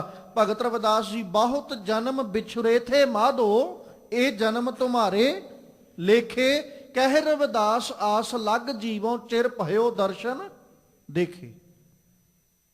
ਇਹ ਦੇਹੀ ਉਹਨੇ ਦੇ ਕੇ ਨਿਵਾਜਿਆ। ਵੇਖੋ ਅਸੀਂ ਨਾ ਸਿਰਫ ਵਡਿਆਈ ਇਹ ਸਮਝਦੇ ਹਾਂ ਵੀ ਸਾਡੀ ਸ਼ੋਭਾ ਹੋ ਜਾਏ, ਸਾਨੂੰ ਲੋਕ ਵਾਹ ਵਾਹ ਕਰਨ, ਇਹ ਗੱਲਾਂ ਬਾਅਦ ਦੀਆਂ ਨੇ। ਜੇ ਰੱਬ ਜੀ ਦੇਹੀ ਹੀ ਦੇ ਕੇ ਨਾ ਨਿਵਾਜਦੇ ਤੇ ਸਾਨੂੰ ਕਿੰਨੇ ਵਡਿਆਉਣਾ ਸੀ? ਜਾਂ ਸਾਡੇ ਮਨ ਵਿੱਚ ਲਾਲਸਾ ਪੈਦਾ ਹੋਣੀ ਸੀ ਵੀ ਹੁਣ 4 ਬੰਦੇ ਮੇਰੇ ਗੁਣ ਗਾਉਣ, 4 ਬੰਦੇ ਮੇਰੀ ਸ਼ੋਭਾ ਕਰਨ। ਜੇ ਅੱਜ ਮਨ ਵਿੱਚ ਇਹ ਵਿਚਾਰ ਹੈ ਜਾਂ ਅਸੀਂ ਚਾਹੁੰਦੇ ਆ ਕਿ 4 ਬੰਦੇ ਸਾਨੂੰ ਚੰਗਾ ਆਖਣ, ਕਿਉਂ? ਕਿਉਂਕਿ ਸਾਡੇ ਕੋਲ ਦੇਹੀ ਹੈ। ਰੱਬ ਜੀ ਨੇ ਸਭ ਤੋਂ ਵੱਡੀ ਵਡਿਆਈ ਸਾਨੂੰ ਦਿੱਤੀ, ਸਾਡਾ ਮਨੁੱਖਾ ਜੀਵਨ ਸਾਡੀ ਝੋਲੀ ਵਿੱਚ ਪਾਇਆ। ਨਹੀਂ ਤੇ ਬਾਪੂ ਜੀ ਦੀ ਬਾਣੀ ਦਾ ਹੀ ਫੈਸਲਾ ਹੈ, ਇਸ ਦੇਹੀ ਕੋ ਸਿਮਰੈ ਦੇਵ। ਦੇਵਤੇ ਚੇਤੇ ਕਰਦੇ ਨੇ ਕਿ ਸਾਨੂੰ ਮਿਲੇ, ਕਿਉਂਕਿ ਇੱਕ ਇਹੋ ਸਰੀਰ ਹੈ ਜਿੱਥੇ ਆ ਕੇ ਜੀਵ ਰੱਬ ਦੀ ਆਰਾਧਨਾ ਕਰ ਸਕਦਾ ਇਸੇ ਕਾਇਆ ਵਿੱਚ, ਔਰ ਜਿੱਥੇ ਆ ਕੇ ਰੱਬ ਦੀ ਆਰਾਧਨਾ ਕਰਦਾ ਹੋਇਆ ਬੜਾ ਸੋਹਣਾ ਸੁੰਦਰ ਤੇ ਸੁਖਾਲਾ ਜੀਵਨ ਗੁਜ਼ਾਰ ਸਕਦਾ ਹੈ। ਔਰ ਸਿੱਖਦਾਰੀ ਸਦਕਾ, ਸਰਦਾਰੀ ਸਦਕਾ ਬਾਪੂ ਜੀ ਨੇ ਫੈਸਲਾ ਦਿੰਦੇ ਆਖਿਆ ਇਸ ਧਰਤੀ ਮੈਂ ਤੇਰੀ ਸਿੱਖਦਾਰੀ ਅਵਰ ਜੋਨ ਤੇਰੀ ਪਨਿਹਾਰੀ। ਬਾਕੀ ਸਾਰੀਆਂ ਜੂਨਾਂ ਤੇਰਾ ਪਾਣੀ ਭਰਦੀਆਂ ਨੇ, ਇੱਕ ਬੰਦਾ ਹੀ ਹੈ ਜਿਹਨੂੰ ਮਰਜ਼ੀ ਪਾਣੀ ਭਰਨ ਲਾ ਸਕਦਾ। ਕਹਿਣ ਨੂੰ ਤੇ ਇਹ ਆਖਿਆ ਨਾ, ਜੰਗਲ ਦਾ ਰਾਜਾ ਸ਼ੇਰ ਨੂੰ ਬਣਾਇਆ, ਆਕਾਸ਼ ਦਾ ਰਾਜਾ ਬਾਜ ਨੂੰ ਬਣਾਇਆ, ਤੇ ਇਹਨਾਂ ਦੇ ਉੱਤੇ ਚੱਲਦਾ ਕੌਣ ਹੈ? ਸ਼ੇਰ ਵੀ ਪਿੰਜਰੇ 'ਚ ਪਾਈ ਫਿਰਦਾ, ਬਾਜ ਵੀ ਪਿੰਜਰੇ 'ਚ ਪਾਈ ਫਿਰਦਾ। ਸ਼ੇਰ ਨੂੰ ਬੋਟੀ ਆਪਣੀ ਮਰਜ਼ੀ ਨਾਲ ਸੁੱਟਦਾ ਹੈ, ਨਚਾਉਂਦਾ ਫਿਰਦਾ ਹੈ ਅਗਲਾ। ਸਿੱਖਦਾਰੀ ਹੋਈ ਹੈ ਨਾ, ਬਾਜ ਪਿੰਜਰੇ 'ਚ ਪਾਈ ਫਿਰਦਾ। ਜੇ ਬਾਜ ਨੂੰ ਕਹੇਗਾ ਵੀ ਤੂੰ ਉੱਡ, ਫਿਰ ਉੱਡੇਗਾ। ਜੇ ਇਨਸਾਨ ਨੇ ਕਿਹਾ ਵੀ ਤੂੰ ਨਹੀਂ ਉੱਡਣਾ, ਬਾਜ ਦੀ ਕੀ ਮਜਾਲ ਵੀ ਉੱਡ ਜੇ। ਸਿੱਖਦਾਰੀ ਹੈ। ਬਾਕੀ ਜੂਨਾ ਪਾਣੀ ਹਾਰ ਨੇ, ਜਿੱਧਰ ਮਰਜ਼ੀ ਲਾ ਲੇ। ਹਾਥੀ ਆਪਣੇ ਅਧੀਨ ਕਰੀ ਫਿਰਦਾ, ਜਦ ਕਿ ਉਹ ਵੱਡੇ ਤੋਂ ਵੱਡੇ ਰੁੱਖ ਨੂੰ ਵੀ ਜੜੋਂ ਪੱਟਣ ਦੀ ਸਮਰੱਥਾ ਰੱਖਦਾ। ਤੇ ਜੇ ਆਪਾਂ ਬਲ ਤੌਰ ਤੇ ਵੇਖਾਂਗੇ ਤੇ ਹਾਥੀ ਇਨਸਾਨ ਦੇ ਸਿਰ ਤੇ ਪੈਰ ਰੱਖੇ ਸਹੀ, ਕੀ ਬਣੇਗਾ? ਉਹ ਚਾਹੇ ਇੱਕ ਕਦਮ ਰੱਖ ਕੇ ਇਨਸਾਨ ਉੱਥੇ ਹੀ ਖਤਮ ਕਰ ਸਕਦਾ ਹੈ। ਇੱਕ ਛੱਡ ਕੇ ਭਾਵੇਂ 10 ਇਨਸਾਨ ਥੱਲੇ ਰੱਖ ਦਿਓ ਪੈਰ ਦੇ, ਉਹਨੇ ਉਹ ਵੀ ਨਹੀਂ ਉੱਠਣ ਦੇਣੇ। ਜੇ ਤੇ ਬਲ ਸਦਕਾ ਵੇਖਾਂਗੇ ਤੇ ਇੱਕ ਹਾਥੀ ਦਾ ਮੁਕਾਬਲਾ ਮਨੁੱਖ ਨਹੀਂ ਕਰ ਸਕਦਾ। ਪਰ ਇਹ ਤਰਕੀਬ ਇੰਨੀ ਨਾਲ ਚੱਲਿਆ, ਇਹਨੇ ਉਹ ਵੀ ਨਚਾ ਲਿਆ, ਉਹਨੂੰ ਵੀ ਲਈ ਫਿਰਦਾ, ਉਹਦੇ ਉੱਤੇ ਜਾਂਦਾ। ਹੁਣ ਹਾਥੀ ਤੇ ਚੜ੍ਹਨਾ ਖੇਡ ਹੈ ਕਿਤੇ, ਉਹਦੇ ਉੱਤੇ ਬਹਿ ਜਾਂਦਾ। ਇਨਸਾਨ ਹੀ ਹੈ। ਸਭ ਤੋਂ ਵੱਡੀ ਵਡਿਆਈ ਤੇ ਰੱਬ ਜੀ ਦੀ ਇਹੋ ਹੈ ਕਿ ਉਹਨੇ ਸਾਨੂੰ ਜੀਓ ਪਿੰਡ ਦੇ ਸਾਜਿਆ, ਸਾਨੂੰ ਸਾਜਿਆ ਹੈ। ਫਿਰ ਬਾਪੂ ਜੀ ਕਹਿੰਦੇ ਕੱਲਾ ਸਾਜਿਆ ਹੀ ਨਹੀਂ, ਹੁਣ ਅੱਗੇ ਨਿਰਭਰ ਤੇਰੇ ਤੇ ਕਰਦਾ ਵੀ ਤੂੰ ਕਿੱਦਾਂ ਦਾ ਜੀਵਨ ਗੁਜ਼ਾਰ ਰਿਹਾ, ਤੇਰੇ ਕਰਮ ਕਿੱਦਾਂ ਦੇ। ਤੂੰ ਉਹੀ ਕੰਮ ਕਰ ਰਿਹਾ ਜਿਹੜੇ ਕੰਮ ਵਾਸਤੇ ਦੇਹੀ ਦਿੱਤੀ ਸੀ। ਤੂੰ ਉਸੇ ਕਰਮਾਂ ਦੇ ਆਧਾਰ ਤੇ ਜਿਉਂ ਰਿਹਾ ਜਿਹੜੇ ਆਧਾਰ ਉੱਤੇ ਤੈਨੂੰ ਜਿਉਣ ਨੂੰ ਜ਼ਿੰਦਗੀ ਜੀਵਨ ਮਨੁੱਖਾ ਦਿੱਤਾ ਸੀ। ਜੇ ਤੇ ਉਸੇ ਆਧਾਰ ਤੇ ਜਿਉਂ ਰਿਹਾ ਤੇ ਖਿਆਲ ਰੱਖੀ ਤੇਰੀ ਇੱਜ਼ਤ ਵੀ ਰੱਖੇਗਾ, ਉਹ ਤੇਰੀ ਪੱਤ ਵੀ ਰੱਖੇਗਾ। ਤੇ ਜੇ ਉਦਾਂ ਨਹੀਂ ਜਿਉਂਦਾ ਫਿਰ ਸੱਜਣਾ ਤੇਰੀ ਪੱਤ ਤੇਰੇ ਹੱਥ। ਇਹੀ ਹੈ ਨਾ ਵੀ ਜੇ ਤੇ ਅਸੀਂ ਜਿਵੇਂ ਆਪਾਂ ਪਾਵਨ ਬਚਨ ਪੜਿਆ ਨਾ, ਇਸ ਦੇਹੀ ਕੋ ਸਿਮਰੈਂ ਦੇ, ਇਹ ਤੋਂ ਪਹਿਲੀ ਪੰਕਤੀ ਜਦੋਂ ਪੜ੍ਹਦੇ ਆ, ਗੁਰ ਸੇਵਾ ਤੇ ਭਗਤ ਕਮਾਈ, ਤਬ ਇਹ ਮਾਨਸ ਦੇਹੀ ਪਾਈ। ਇਹ ਮਾਨਸ ਦੇਹੀ ਮਿਲੀ ਹੈ ਗੁਰ ਸੇਵਾ ਔਰ ਭਗਤ ਕਮਾਉਣ ਵਾਸਤੇ, ਭਗਤੀ ਕਮਾਉਣ ਵਾਸਤੇ। ਹੁਣ ਜੇ ਤੇ ਅਸੀਂ ਗੁਰੂ ਸੇਵਾ ਵੀ ਕਰ ਲਈ ਤੇ ਭਗਤੀ ਵੀ ਕਮਾ ਲਈ, ਫਿਰ ਕੀ ਹੋਇਆ? ਫਿਰ ਤੇ ਜਿਸ ਮੋਟਿਵ ਵਾਸਤੇ ਦੇਹੀ ਮਿਲੀ ਸੀ ਅਸੀਂ ਉਹ ਕਰ ਲਿਆ, ਉਹ ਮਕਸਦ ਅਸੀਂ ਪੂਰਾ ਕਰ ਲਿਆ। ਅਸੀਂ ਭਗਤੀ ਵੀ ਕਰ ਰਹੇ ਹਾਂ ਤੇ ਅਸੀਂ ਗੁਰੂ ਦੀ ਸੇਵਾ ਵੀ ਕਰ ਰਹੇ ਹਾਂ। ਜਦੋਂ ਗੁਰੂ ਕੀ ਸੇਵਾ ਵੀ ਕਰਾਂਗੇ ਤੇ ਭਗਤੀ ਵੀ ਕਰਾਂਗੇ, ਸਾਹਿਬ ਕਹਿੰਦੇ ਫਿਰ ਉਹ ਰੱਬ ਜੀ ਕੀ ਕਰਦੇ? ਆਪਣੇ ਸੇਵਕ ਕੀ ਪੈਜ ਰੱਖੀਆ, ਉਹ ਰੱਖਦਾ, ਪੈਜ ਰੱਖਦਾ। ਤੇ ਜੇ ਨਾ ਸੇਵਾ ਕਰੀਏ ਤੇ ਨਾ ਭਗਤੀ ਕਰੀਏ ਫਿਰ ਕੀ ਬਣਦਾ? ਅੱਜ ਦਾ ਪਾਵਨ ਹੁਕਮ ਵੀ ਸਤਿਗੁਰੂ ਜੀ ਨੇ ਇਹੋ ਬਖਸ਼ਿਸ਼ ਕੀਤਾ, ਭਗਤਾਂ ਦੀ ਸਦਾ ਤੂੰ ਰੱਖਦਾ ਹਰ ਜੀਓ, ਧੁਰ ਤੋਂ ਰੱਖਦਾ ਆਇਆ। ਪ੍ਰਹਿਲਾਦ ਜਨ ਤੁਧ ਰਾਖ ਲੀਏ ਹਰ ਜੀਓ, ਹਰਨਾਖਸ਼ ਮਾਰ ਪਚਾਇਆ। ਬਸ ਆਹੀ ਕੁਛ ਹੁੰਦਾ ਹੈ। ਉਦਾਹਰਨ ਸਾਡੇ ਸਾਹਮਣੇ, ਜਿਹੜਾ ਸੇਵਕ ਸੀ ਉਹ ਰੱਖ ਲਿਆ, ਜਿਹੜਾ ਰਾਖਸ਼ ਬਣ ਗਿਆ ਉਹਦਾ ਭੋਗ ਪਾਤਾ। ਇਹੀ ਕੁਝ ਹੈ। ਪ੍ਰਹਿਲਾਦ ਜਨ ਰਾਖ ਲੀਏ, ਪ੍ਰਹਿਲਾਦ ਜਨ ਤੁਧ ਰਾਖ ਲੀਏ ਹਰ ਜੀਓ, ਉਹਨੂੰ ਤੁਸੀਂ ਰੱਖ ਲਿਆ। ਹਰਨਾਖਸ਼ ਮਾਰ ਪਚਾਇਆ, ਉਹਨੂੰ ਮਾਰ ਪਚਾਉਣ ਦਾ ਕਾਰਨ ਕੀ ਹੈ? ਕਿਉਂਕਿ ਨਾ ਤੇ ਉਹਦੇ ਕੋਲ ਗੁਰੂ ਕੀ ਸੇਵਾ ਤੇ ਨਾ ਹੀ ਉਹਦੇ ਕੋਲ ਰੱਬ ਦੀ ਭਗਤੀ, ਤੇ ਉਹਦੇ ਕੋਲ ਹੈ ਕੀ? ਹੰਕਾਰ, ਆਫਰਿਆ ਹੀ ਫਿਰਦਾ। ਤੇ ਜਿਹਦੇ ਕੋਲ ਭਗਤੀ ਨਹੀਂ ਹੋਏਗੀ, ਰੱਬ ਜੀ ਕੀ, ਨਿਰੰਕਾਰ ਜੀ ਦੀ, ਗੁਰੂ ਕੀ ਸੇਵਾ ਨਹੀਂ ਹੋਏਗੀ, ਉਹਦੇ ਕੋਲ ਦੂਜੀ ਚੀਜ਼ ਤੇ ਹੋਏਗੀ ਨਾ, ਹੰਕਾਰ ਹੋਏਗਾ। ਤੇ ਜਿਹਦੇ ਕੋਲ ਹੰਕਾਰ ਹੋਏਗਾ ਉਹ ਮਰੇਗਾ ਵੀ ਜ਼ਰੂਰ, ਅੱਜ ਨਹੀਂ ਤੇ ਕੱਲ ਜ਼ਰੂਰ ਮਰੇਗਾ। ਇਸੇ ਕਰਕੇ ਤੇ ਬਾਬਾ ਜੀ ਨੇ ਬਾਣੀ ਦੇ ਵਿੱਚ ਸਾਨੂੰ ਸਮਝਾਉਂਦਿਆਂ ਇਹੋ ਸਮਝਾਇਆ ਕਿ ਸੱਜਣਾ ਪਹਿਲੋਂ ਜਿਉਂਦੇ ਜੀ ਮਰ ਜਾ, ਤਾਂ ਜੋ ਬਾਅਦ ਚ ਨਾ ਮਰਨਾ ਪਏ। ਪਹਿਲੋਂ ਹੀ ਮਰ ਜਾ। ਜਿਉਂਦੇ ਜੀ ਮਰਨਾ, ਆਪੇ ਭਾਵ ਨੂੰ ਮਾਰ ਲੈਣਾ। ਜਿਉਂਦੇ ਜੀ ਮਰਨਾ, ਆਪਣੇ ਹੰਕਾਰ ਨੂੰ ਮਾਰ ਲੈਣਾ। ਜਿਉਂਦੇ ਜੀ ਮਰਨਾ, ਆਪਣੀ ਹਉਮੈ ਨੂੰ, ਮੈਂ ਮੇਰੀ ਨੂੰ, ਆਪਣਤ ਨੂੰ ਖਤਮ ਕਰ ਲੈਣਾ। ਜਿੱਦਣ ਇਹ ਮਰ ਗਈ ਉਦਣ ਕੀ ਹੋਏਗਾ? ਨਿਰੰਕਾਰ ਤੇ ਗੁਰੂ ਕੀ ਸੇਵਾ। ਤੇ ਜਿਸ ਦਿਨ ਗੁਰੂ ਕੀ ਸੇਵਾ ਤੇ ਰੱਬ ਜੀ ਕੀ ਭਗਤੀ ਹੋਈ, ਆਪਣੇ ਸੇਵਕ ਕੀ ਪੈਜ ਰੱਖੀ ਆ, ਉਹ ਇੱਜ਼ਤ ਰੱਖਦਾ। ਸਾਨੂੰ ਇੱਜ਼ਤ ਪਤਾ ਕਦੋਂ ਚੇਤੇ ਆਉਂਦੀ? ਜਦੋਂ ਵੇਖੀਦਾ ਨਾ ਵੀ ਹੁਣ ਸਾਡਾ ਕੋਈ ਜ਼ੋਰ ਨਹੀਂ, ਸਾਡਾ ਕੋਈ ਬਲ ਨਹੀਂ, ਨਾ ਹੀ ਸਾਡੀ ਕੋਈ ਤਾਕਤ ਚੱਲਣੀ ਹੈ, ਫਿਰ ਸਾਡੇ ਹੱਥ ਜੁੜਦੇ ਰੱਬ ਅੱਗੇ। ਤੇ ਰੱਬ ਅੱਗੇ ਹੱਥ ਜੋੜ ਕੇ ਆਖੀਦਾ ਵੀ ਹੁਣ ਰੱਬ ਜੀ ਸਾਡੀ ਇੱਜ਼ਤ ਤੁਸੀਂ ਹੀ ਬਚਾਉਣੀ। ਉਦੋਂ ਚੇਤੇ ਆਉਂਦਾ ਵੀ ਰੱਬ ਇੱਜ਼ਤ ਰੱਖਦਾ ਹੈ ਅੱਗੇ ਪਿੱਛੇ। ਦੂਜਿਆਂ ਨੂੰ ਵੀ ਦਿਲਾਸਾ ਦੇਣਾ ਵੀ ਮੈਂ ਹੈਗਾ, ਤੂੰ ਚਿੰਤਾ ਨਾ ਕਰ।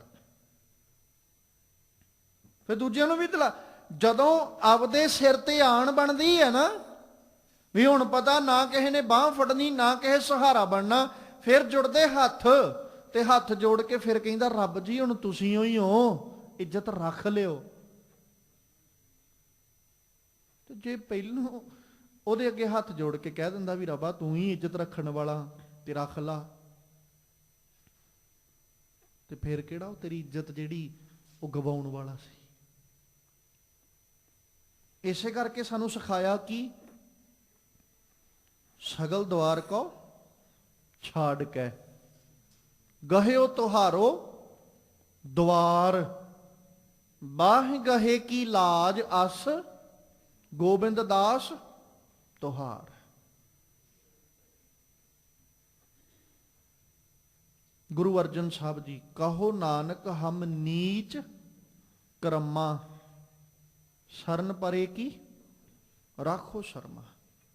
ਇਹ ਆਪਣੇ ਸ਼ਰਨ ਵਿੱਚ ਆਈ ਦੀ ਹੁਣ ਸ਼ਰਮ ਰੱਖ ਲਾ, ਇੱਜ਼ਤ ਰੱਖ ਲਾ।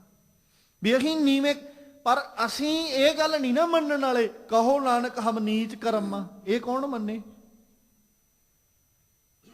ਇਹ ਮੰਨਾਂਗੇ ਤੇ ਉਹ ਸ਼ਰਨ ਰੱਖੇਗਾ ਨਾ, ਉਹ ਇੱਜ਼ਤ ਰੱਖੇਗਾ। ਪਰ ਅਸੀਂ ਅਸੀਂ ਤੇ ਕਹਿੰਦੇ ਆ ਵੀ ਅਸੀਂ ਆ ਉੱਚੇ ਕਰਮ ਵਾਲੇ, ਅਸੀਂ ਆ ਚੰਗੇ ਕੰਮਾਂ ਵਾਲੇ, ਪਰ ਰੱਬਾ ਤੂੰ ਸਾਡੀ ਇੱਜ਼ਤ ਰੱਖ ਲਾ। ਪਰ ਇੱਥੇ ਆ ਕੇ ਤੇ ਇਹ ਕਹਿਣਾ ਪਏਗਾ ਹਮ ਨੀਚ ਕਰਮਾ। ਹੁਣ ਜੇ ਗੁਰੂ ਅਰਜਨ ਸਾਹਿਬ ਜੀ ਨੇ ਉਹ ਆਪਣੇ ਜਿਸ ਹਿਸਾਬ ਨਾਲ ਸਤਿਗੁਰੂ ਜੀ ਨੇ ਬਚਨ ਉਚਾਰੇ ਹੈ ਬਾਣੀ ਦੇ ਵਿੱਚ, ਇਸ ਲਫ਼ਜ਼ਾਂ ਵਿੱਚ ਸਤਿਗੁਰੂ ਨੇ ਫਸਟ ਪਰਸਨ ਦੀ, ਪਹਿਲੇ ਪੁਰਖ ਦੀ ਉਹਨਾਂ ਨੇ ਵਰਤੋਂ ਕੀਤੀ। ਆਪਣੀ ਗੱਲ ਹੀ ਕਰ ਰਹੇ, ਹਮ ਮੈਂ ਦੀ ਗੱਲ ਕਰ ਰਹੇ ਹੋ। ਪਰ ਕੀ ਗੁਰੂ ਅਰਜਨ ਸਾਹਿਬ ਜੀ ਕੋਲ ਨੀਚ ਕਰਮ ਨੇ?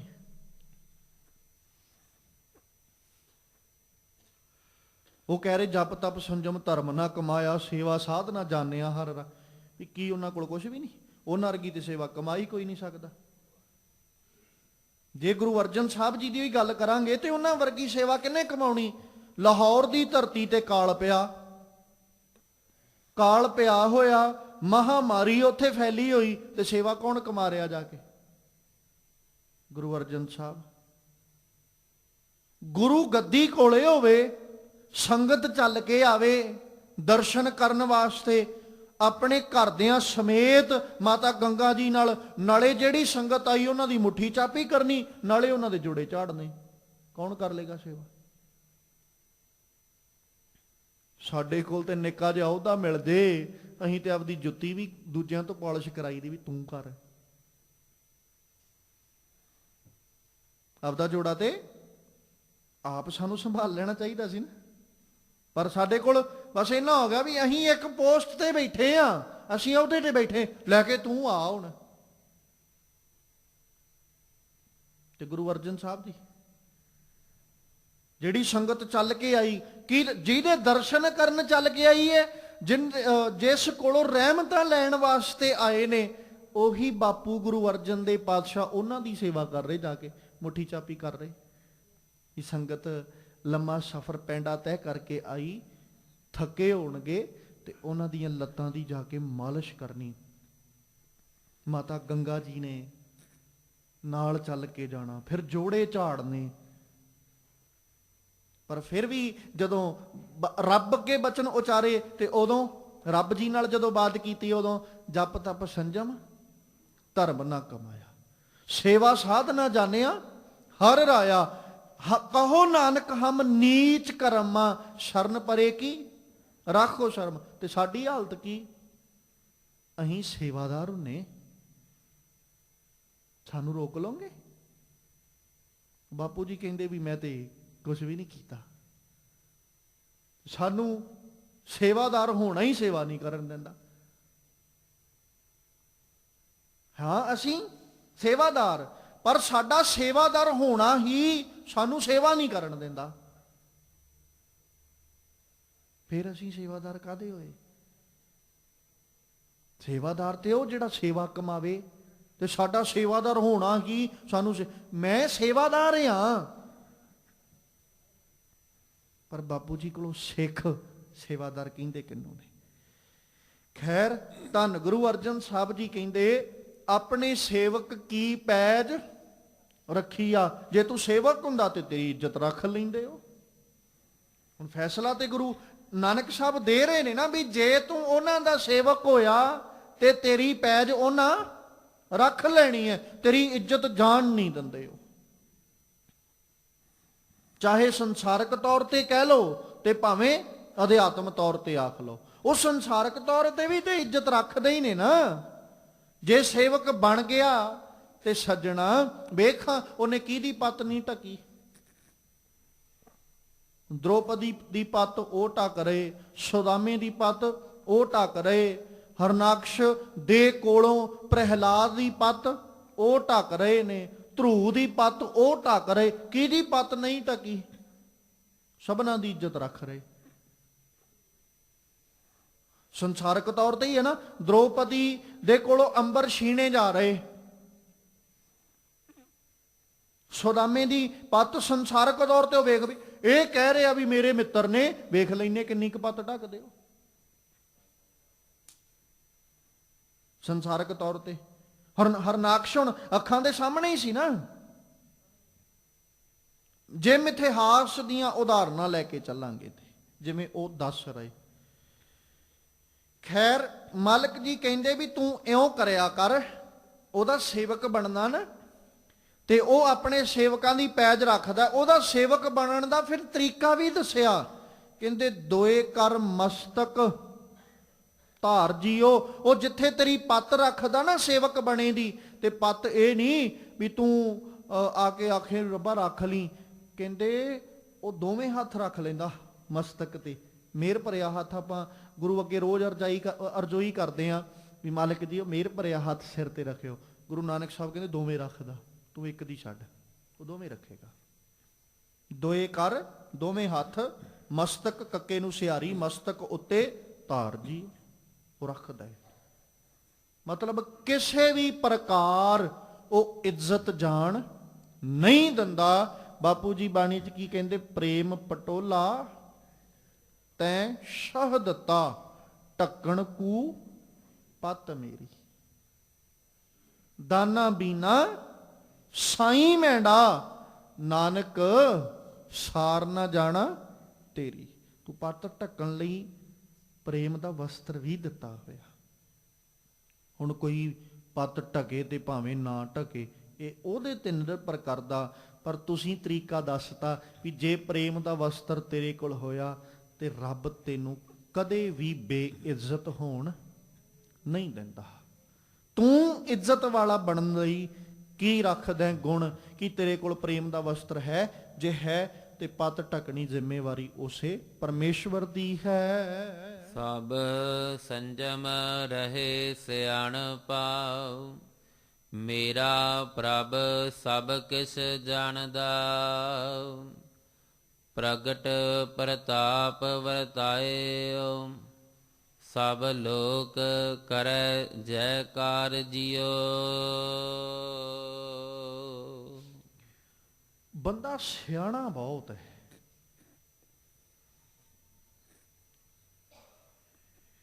ਇਹ ਨਾ ਹੋਰ ਕੁਛ ਆਵੇ ਨਾ ਆਵੇ, ਪਰ ਅੱਖਾਂ 'ਚ ਘੱਟਾ ਪਾਉਣਾ ਬੜਾ ਵਧੀਆ ਜਾਣਦਾ। ਇਨਸਾਨ ਨੂੰ ਹੋਰ ਕੋਈ ਸਿਆਣਪ ਆਵੇ ਨਾ ਆਵੇ, ਪਰ ਦੂਜੇ ਨੂੰ ਮੂਰਖ ਸਮਝਣਾ ਬੜੀ ਛੇਤੀ ਆਉਂਦਾ ਵੀ ਇਹ ਮੇਰੇ ਸਾਹਮਣੇ ਮੂਰਖ ਹੀ ਬੈਠਾ ਹੈ। ਬਾਪੂ ਜੀ ਕਹਿੰਦੇ ਸਭ ਸੰਜਮ ਰਹੇ ਸਿਆਣਪਾਂ, ਦੁਨੀਆ ਨੂੰ ਮੂਰਖ ਬਣਾ ਸਕਦਾ ਹੈ, ਦੁਨੀਆ ਨੂੰ ਮੂਰਖ ਸਮਝ ਵੀ ਸਕਦਾ ਹੈ। ਮੂਰਖ ਸਮਝਿਆ ਤੇ ਮੂਰਖ ਬਣਾਇਆ ਨਾ, ਵੀ ਇਹ ਮੂਰਖ ਹੀ ਬੈਠੇ ਨੇ, ਬਣਾ ਲਓ ਮੂਰਖ ਜਿੰਨੇ ਬਣਦੇ। ਤੇ ਜਿਹੜਾ ਭਰਮ ਅੱਜ ਸਤਿਗੁਰੂ ਜੀ ਖਤਮ ਕਰ ਰਹੇ ਸਾਡੇ ਮਨਾਂ ਚੋਂ, ਉਹ ਇਹ ਕਰ ਰਹੇ, ਕਹਿੰਦੇ ਮਨੁੱਖਾ ਇੱਕ ਗੱਲ ਦਾ ਖਿਆਲ ਰੱਖੀ, ਦੁਨੀਆ ਨੂੰ ਪਾਗਲ ਬਣਾ ਸਕਦਾ, ਮੂਰਖ ਬਣਾ ਸਕਦਾ, ਦੁਨੀਆ ਦੀਆਂ ਅੱਖਾਂ 'ਚ ਤੂੰ ਘੱਟਾ ਪਾ ਸਕਦਾ, ਪਰ ਇਹ ਭੁਲੇਖਾ ਕਿਤੇ ਰੱਬ ਪ੍ਰਤੀ ਨਾ ਰੱਖ ਲਈ। ਇਹ ਭੁਲੇਖਾ ਕਿਤੇ ਰੱਬ ਦੇ ਪ੍ਰਤੀ ਨਾ ਰੱਖ ਲਈ ਵੀ ਜੇ ਮੈਂ ਦੁਨੀਆ ਮੂਰਖ ਬਣਾ ਲਈ ਤੇ ਰੱਬ ਕਿੱਡੀ ਕੁ ਵੱਡੀ ਗੱਲ ਹੈ। ਸਤਿਗੁਰੂ ਕਹਿੰਦੇ ਉਹਦੇ ਅੱਗੇ ਨਾ ਕੋਈ ਸੰਜਮ ਚੱਲਦਾ ਤੇ ਨਾ ਸਿਆਣਪ ਚੱਲਦੀ। ਉਹਦੇ ਅੱਗੇ ਸੰਜਮ ਵੀ ਗਏ ਤੇ ਸਿਆਣਪਾਂ ਵੀ ਗਈਆਂ। ਉਹਦੇ ਅੱਗੇ ਤੇ ਜਦੋਂ ਬਾਤ ਆਉਂਦੀ ਹੈ ਤੇ ਸਤਿਗੁਰੂ ਜੀ ਬਾਣੀ 'ਚ ਆਖਦੇ, ਸਾਨੂੰ ਸਮਝਾਉਂਦੇ ਨੇ ਕਿ ਉਹ ਮਿਲਦਾ ਉਹਨਾਂ ਨੂੰ ਹੈ ਜਿਹੜੇ ਭੋਲੇ ਭਾਅ ਵਿੱਚ ਚੱਲਦੇ। ਚਲਾਕੀਆਂ ਵਾਲਿਆਂ ਨੂੰ ਤਾਂ ਮਿਲਿਆ ਹੀ ਕਦੇ ਨਹੀਂ। ਉਹ ਚਤੁਰਾਈ ਨਾ ਚਤੁਰ ਭੁਜ ਪਾਈ ਹੈ। ਜਾਂ ਗੁਰੂ ਅਮਰਦਾਸ ਸਾਹਿਬ, ਇਹ ਮਨ ਚੰਚਲਾ ਚਤੁਰਾਈ ਕਿਨੇ ਨਾ ਪਾਇਆ, ਚਤੁਰਾਈ ਨਾ ਪਾਇਆ ਕਿਨੇ ਤੂੰ ਸੁਣ ਮਨ ਮੇਰਿਆ। ਇਹ ਖਿਆਲ ਰੱਖੀ, ਚਤੁਰਾਈਆਂ ਨਾਲ ਨਹੀਂ ਮਿਲਦਾ। ਜਿਹੜਾ ਮਰਜੀ ਯਤਨ ਕਰ ਲਾ, ਜਿਹੜਾ ਮਰਜੀ ਤਰੀਕਾ ਵਰਤ ਲਾ, ਪਰ ਖਿਆਲ ਰੱਖੀ ਉਹਨੇ ਨਹੀਂ ਮਿਲਣਾ ਜੇ ਤੂੰ ਚਲਾਕੀਆਂ ਪਿਆ ਕਰਦਾ ਹੈ। ਹਾਂ, ਦੁਨੀਆ ਨਾਲ ਤੂੰ ਚਲਾਕੀਆਂ ਖੇਡੀ ਜਾ, ਉਹ ਤੇਰੇ ਤੇ ਨਿਰਭਰ ਕਰ ਵੀ ਤੂੰ ਬਾਹਲਾ ਸਿਆਣਾ ਬਾਹਲਾ ਚਲਾਕ ਹੈ, ਤੂੰ ਆਪਣੇ ਆਪ ਨੂੰ ਜਾਣਦਾ ਤੇ ਦੁਨੀਆ ਨੂੰ ਮੂਰਖ ਬਣਾਈ ਚੱਲ, ਪਰ ਰੱਬ ਪ੍ਰਤੀ ਇਹ ਭੁਲੇਖਾ ਨਾ ਰੱਖੀ, ਕਿਉਂਕਿ ਉਹਦੇ ਅੱਗੇ ਨਾ ਸੰਜਮ ਚੱਲਦੇ ਤੇ ਨਾ ਸਿਆਣਪਾਂ। ਆਪਾਂ ਅਕਸਰ ਗੁਰੂ ਨਾਨਕ ਸਾਹਿਬ ਜੀ ਦਾ ਬਚਨ ਪੜ੍ਹਦੇ, ਸਹਿਸ ਸਿਆਣਪਾਂ ਲੱਖ ਹੋਵੇ ਤਾਂ ਇੱਕ ਨਾ ਚੱਲੇ ਨਾਲ। ਕਿਹੜੀ ਸਿਆਣਪ ਕੰਮ ਆਉਂਦੀ? ਕਿਉਂਕਿ ਮੇਰਾ ਪ੍ਰਭ ਸਭ ਕੁਝ ਜਾਣਦਾ। ਆਹ ਕਾਰਨ ਹੈ। ਹੁਣ ਇੱਕ ਖਿਆਲ ਰੱਖਿਓ, ਜਦੋਂ ਨਾ ਸਾਨੂੰ ਸੱਚ ਪਤਾ ਹੋਵੇ ਤੇ ਕੋਈ ਬੰਦਾ ਆ ਕੇ ਸਾਡੇ ਨਾਲ ਕਰੇ ਚਲਾਕੀ, ਤੇ ਆਪਾਂ ਕੀ ਕਰਦੇ? ਸੱਚ ਅਸੀਂ ਜਾਣਦੇ ਹਾਂ। ਜਿਹਨੂੰ ਸੌਖੇ ਜਿਹੇ ਰੂਪ ਚ ਕਹਿ ਲਈਏ ਵੀ ਇੱਕ ਬੰਦਾ ਚੋਰੀ ਕਰਦਾ ਹੈ, ਸਾਨੂੰ ਪਤਾ ਲੱਗ ਗਿਆ ਵੀ ਚੋਰੀ ਇਹਨੇ ਕੀਤੀ, ਆਪਾਂ ਉਹਨੂੰ ਸਾਹਮਣੇ ਸੱਦ ਲਿਆ। ਹੁਣ ਉਹ ਕੀ ਕਹਿੰਦਾ? ਮੈਂ ਚੋਰੀ ਨਹੀਂ ਜੀ ਕੀਤੀ, ਮੈਨੂੰ ਤੇ ਪਤਾ ਹੀ ਨਹੀਂ। ਤੇ ਆਪਾਂ ਨਾਲੇ ਮੁਸਕਰਾ ਪਈਦਾ ਤੇ ਨਾਲੇ ਅਗਲੇ ਨੂੰ ਕਹੀਦਾ ਜੇ ਮੈਂ ਹੁਣੇ ਸਾਬਤ ਕਰ ਦਿਆਂ ਵੀ ਤੂੰ ਚੋਰ ਹੈ, ਫਿਰ ਉਹ ਡਰ ਜਾਂਦਾ। ਕੀ ਪਤਾ ਸੱਚੀ ਇਹਦੇ ਕੋਲ ਸਬੂਤ ਹੋਵੇ। ਫਿਰ ਆਪੇ ਹੀ ਮੰਨ ਜਾਂਦਾ ਵੀ ਹਾਂ ਮੈਂ ਚੋਰੀ ਕੀਤੀ। ਫਿਰ ਇਹ ਵੀ ਨਹੀਂ ਵੀ ਮੈਂ ਚੋਰੀ ਮੰਨ ਗਿਆ, ਮੰਨਣ ਤੋਂ ਬਾਅਦ ਚ ਪਤਾ ਕੀ, ਇੰਨੀ ਨਹੀਂ ਜੀ ਕੀਤੀ ਜਿੰਨੀ ਤੁਸੀਂ ਕਹਿੰਦੇ ਹੋ, ਘੱਟ ਕੀਤੀ। ਉਹ ਕਹਿੰਦੇ ਮੈਂ ਸਾਰੀ ਵਿਖਾ ਸਕਦਾ ਤੈਨੂੰ ਵੀ ਤੂੰ ਹੀ ਕੀਤੀ। ਉਹ ਫਿਰ ਮੰਨ ਜਾਂਦਾ ਵੀ ਹਾਂ ਮੈਂ ਹੀ ਕੀਤੀ। ਰੱਬ ਕੋਲ ਜਾ ਕੇ ਅਸੀਂ ਕੀ ਕਰਦੇ? ਮੈਂ ਨਹੀਂ ਜੀ ਕੀਤਾ ਕੁਛ, ਔਗਣ ਮੈਂ ਨਹੀਂ ਕਮਾਏ। ਬਾਪੂ ਜੀ ਕਹਿੰਦੇ ਜੇ ਵਿਖਾ ਦੇ ਆ। ਹੁਣ ਸਤਿਗੁਰੂ ਜੀ ਕੀ ਬਾਣੀ ਪੜੋ। ਮੱਲ ਕਹਿੰਦੇ ਦੇਖ ਕੇ ਵਾਰ ਅਨਿਕ ਪਰਦਾ ਮਹਿ, ਪਰਦਾਰਾ ਸੰਗ ਫਾਕੈ, ਚਿਤਰ ਗੁਪਤ ਜਬ ਲੇਖਾ ਮੰਗੈ, ਤਬ ਕੌਣ ਪਰਦਾ ਤੇਰਾ ਢਾਕੈ। ਦੱਸ ਕਿੰਨੇ ਇੱਜ਼ਤ ਰੱਖਣੀ? ਤੂੰ ਤੇ ਲੋਕਾਂ ਨੂੰ ਮੂਰਖ ਬਣਾਉਣ ਲੱਗਾ ਸੀ ਨਾ। ਖਿਆਲ ਰੱਖ, ਸੋਚੋਂ ਕੁੰਡੀ ਜਾਣੀ ਹੈ। ਉਹ ਤੇ ਚਾਰੇ ਕੋਨਿਆਂ ਬਾਰੇ ਜਾਣਦਾ। ਤੂੰ ਕਹਿੰਦਾ ਸੀ ਮੈਂ ਸਿਆਣਾ ਬੜਾ, ਮੇਰੇ ਕੋਲ ਸੰਜਮ ਬੜੇ, ਤੇ ਰੱਬ ਜੀ ਨੂੰ ਪਹਿਲਾਂ ਹੀ ਪਤਾ ਵੀ ਤੂੰ ਕਿੰਨੇ ਕੁ ਪਾਣੀ 'ਚ ਹੈ। ਹੁਣ ਰੱਬ ਜੀ ਅੱਗੇ, ਰੱਬ ਜੀ ਨੂੰ ਤੂੰ ਆਖੇ ਵੀ ਰੱਬ ਜੀ ਮੈਂ ਨਹੀਂ ਜੀ ਏਦਾਂ ਦਾ। ਫਿਰ ਬਾਪੂ ਜੀ ਕੀ ਕਹਿੰਦੇ? ਖਿਆਲ ਰੱਖ ਮੇਰਾ ਪ੍ਰਭ ਸਭ ਕੁਝ ਜਾਣਦਾ। ਤੇ ਭਲਾ ਕਿਹਦੇ ਵਿੱਚ ਹੈ? ਭਲਾ ਇਸੇ 'ਚ ਹੀ ਹੈ ਕਿ ਤੂੰ ਉਹਦੇ ਕੋਲ ਜਾ ਕੇ ਆਪੇ ਹੀ ਕਹਿ ਦੇ ਮੇਰਾ ਗੁਣ ਅਵਗਣ ਨਾ ਵਿਚਾਰੋ ਕੋਈ।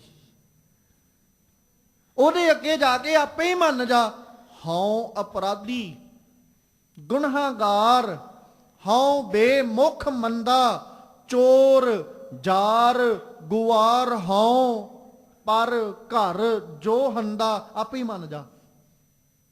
ਨਿੰਦਕ ਦੁਸ਼ਟ ਹਰਾਮ ਖੋਰ, ਠੱਗ ਦੇਸ਼ ਠਗੰਦਾ, ਕਾਮ ਕ੍ਰੋਧ ਮਦ ਲੋਭ ਮੋਹ, ਅਹੰਕਾਰ ਕਰੰਦਾ, ਵਿਸਾਸ ਘਾਤੀ ਅਕਿਰਤ ਘਣ, ਮੈਂ ਕੋ ਨਾ ਰਖੰਦਾ। ਇਹ ਆਪੇ ਹੀ ਮੰਨ ਜਾ। ਫਿਰ ਕੀ ਕਰੇਗਾ? ਉਹ ਤੈਨੂੰ ਉਪਦੇਸ਼ ਦੇਗਾ। ਸਿਮਰ ਮੁਰੀਦਾ ਢਾਡੀਆ, ਸਤਿਗੁਰ ਬਖਸ਼ਣ। ਮੰਨ ਜਾ, ਆਪੇ ਹੀ ਮੰਨ ਜਾ। ਭਲਾ ਤੇ ਇਸੇ 'ਚ ਹੀ ਹੈ ਨਾ ਵੀ ਤੂੰ ਇਹ ਗੱਲ ਆਖੇ ਜੀ ਮੈਂ ਕੁਛ ਨਹੀਂ ਕੀਤਾ, ਉਹ ਤੇਰੇ ਪਰਦੇ ਖੋਲੇ, ਤੂੰ ਆਪੇ ਹੀ ਮੰਨ ਜਾ ਵੀ ਹਾਂ ਮੈਂ ਕੀਤਾ ਹੈ। ਉਹ ਇੱਜ਼ਤ ਢਕੇ ਤੇਰੀ। ਜਿਵੇਂ ਸੌਖੇ ਜਿਹੇ ਰੂਪ 'ਚ ਕਹਿ ਲਈਏ,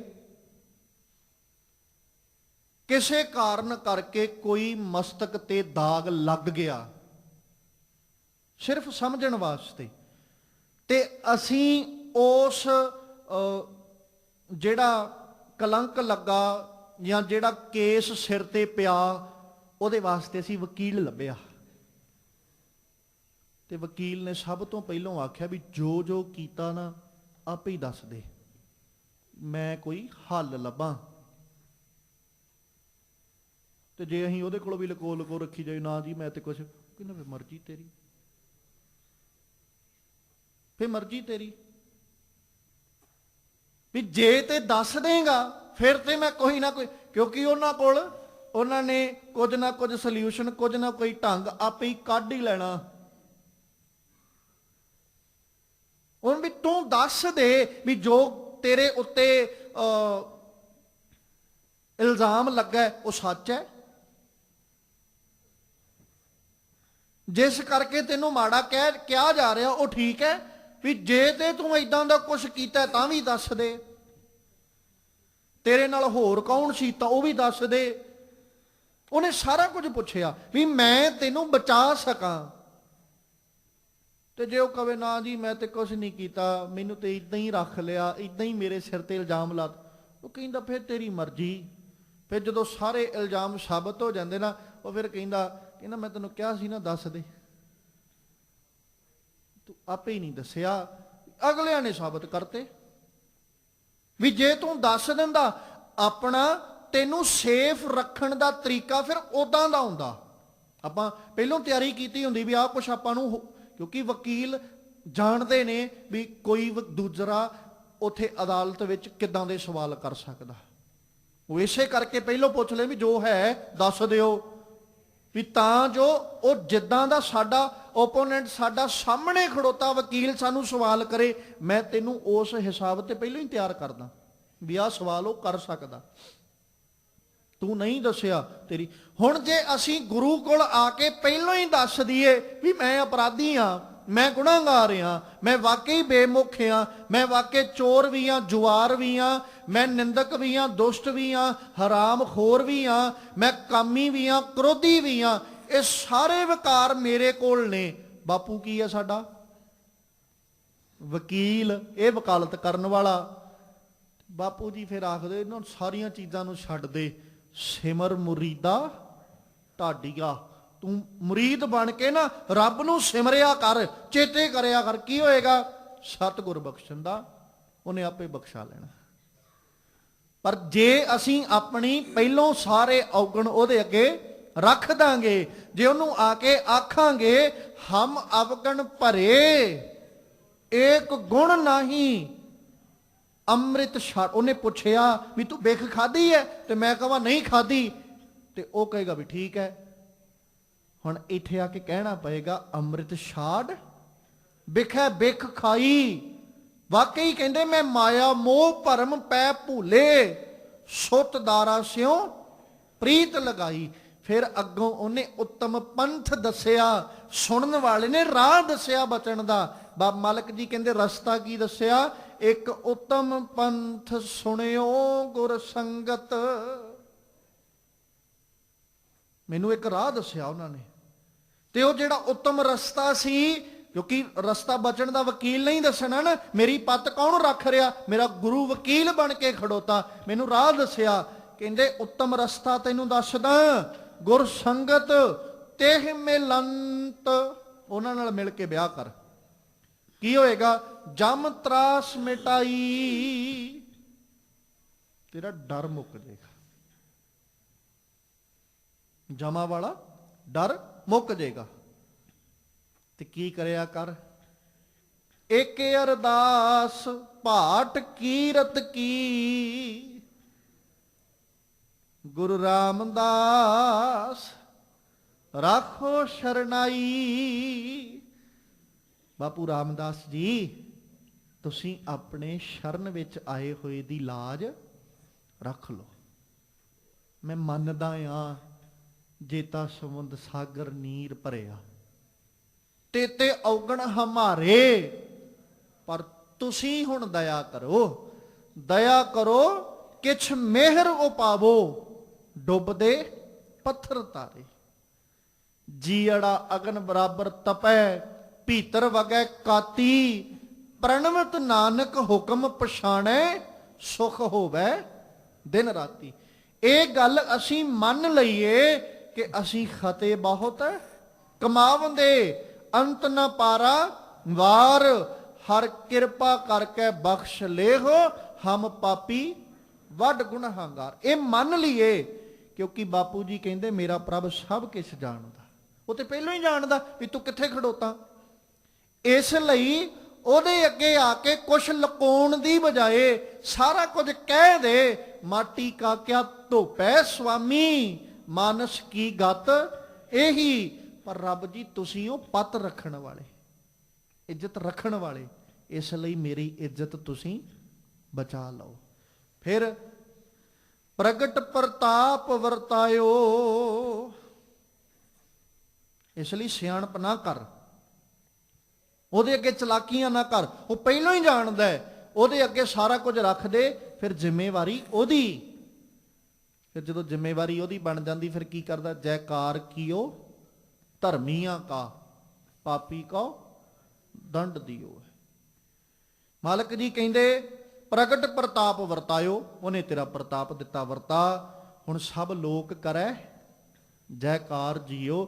ਹੁਣ ਸਾਰੇ ਹੀ ਸ਼ੋਭਾ ਗਾਉਂਦੇ ਹਨ। ਮੇਰੇ ਗੁਣ ਅਵਗਨ ਨਾ ਵਿਚਾਰਿਆ, ਪ੍ਰਭ ਆਪਣਾ ਬਿਰਦ ਸਮਾਰਿਆ। ਕੰਠ ਲਾਏ ਕੈ ਰੱਖਿਓਨ, ਲੱਗੈ ਨਾ ਤਤੀ ਵਾਉ ਜਿਉ। ਮਾਲਕ ਜੀ ਨੇ ਨਾਲ ਆਪ ਜਵਾਬ ਵੀ ਦਿੱਤਾ, ਕਹਿੰਦੇ ਤੂੰ ਔਗਣ, ਕਿਉਂਕਿ ਜਾਣਦਾ ਹੈ ਉਹ, ਮੇਰਾ ਪ੍ਰਭ ਸਭ ਕੁਛ ਜਾਣਦਾ, ਉਹ ਜਾਣਦਾ ਹੈ। ਇਸ ਲਈ ਭਲਾ ਕਾਹਦੇ ਚ ਹੈ? ਵੀ ਉਹਨੂੰ ਸਾਰਾ ਕੁਝ ਦੱਸ ਦੇ। ਜਦੋਂ ਸਾਰਾ ਕੁਝ ਦੱਸ ਦੇਗਾ, ਫਿਰ ਉਹ ਕੀ ਕਰਦਾ? ਮੇਰੇ ਗੁਣ ਅਵਗਨ ਨਾ ਵਿਚਾਰਿਆ। ਉਹ ਕਹਿੰਦਾ ਜੋ ਹੋ ਗਿਆ ਉਹ ਹੋ ਗਿਆ, ਛੱਡ ਦੇ। ਉਹ ਤੇ ਐਸਾ ਹੈ ਜਿਹਨੂੰ ਸਤਿਗੁਰੂ ਜੀ ਬਾਣੀ ਦੇ ਵਿੱਚ ਜ਼ਿਕਰ ਕਰਦੇ ਆ, ਆਖਦੇ ਕਹਿੰਦੇ ਵੀ ਉਹ ਅਕਾਲ ਪੁਰਖ ਪਰਮੇਸ਼ਵਰ ਨਾ ਸੁਤ ਅਪਰਾਧ ਕਰਤ ਹੈ ਜੇਤੇ, ਜਨਨੀ ਚੀਤ ਨਾ ਰਖ ਸਤੇਤੇ। ਰਾਮਈਆ ਹਉ ਬਾਰਕ ਤੇਰਾ, ਕਾਹੇ ਨਾ ਖੰਡਸ ਅਵਗਣ ਮੇਰਾ। ਜੇ ਅਤ ਕਰੋਪ ਕਰੇ ਕਰ ਧਾਇਆ, ਤਾਂ ਪੀ ਚੀਤ ਨ ਰਖ ਸਮਾਇਆ।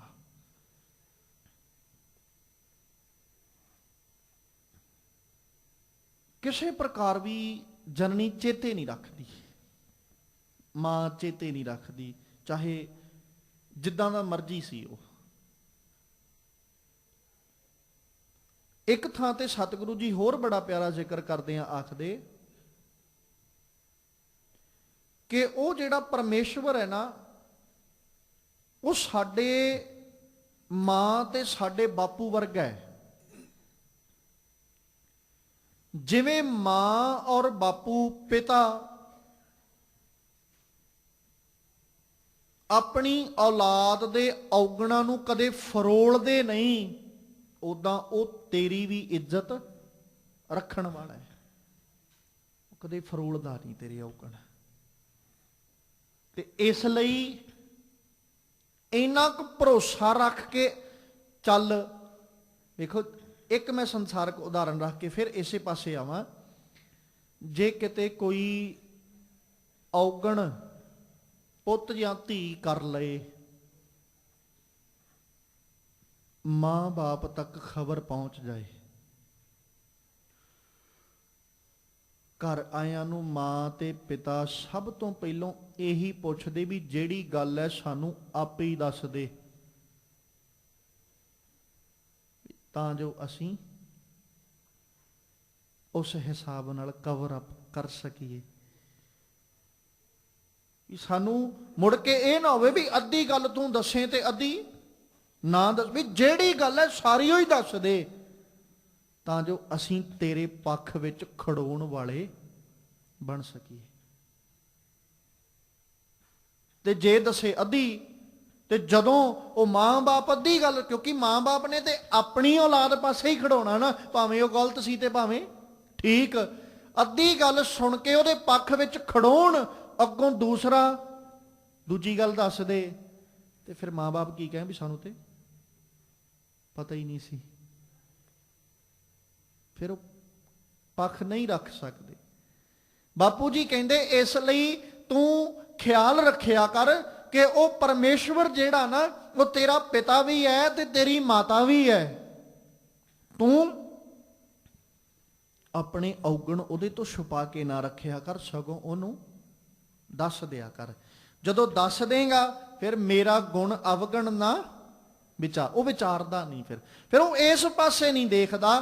ਫਿਰ ਉਹ ਕੀ ਕਰਦਾ ਹੈ, ਜਿਹਨੂੰ ਭਾਈ ਨੰਦ ਲਾਲ ਆਗਿਆ ਸਮਝ ਚੱਲੋ ਨੰਦ ਲਾਲਾ ਪਾਤਸ਼ਾਹ, ਜੋ ਬੀਤੀ ਸੋ ਬੀਤ, ਜੋ ਬੀਤ ਗਈ ਉਹ ਬੀਤ।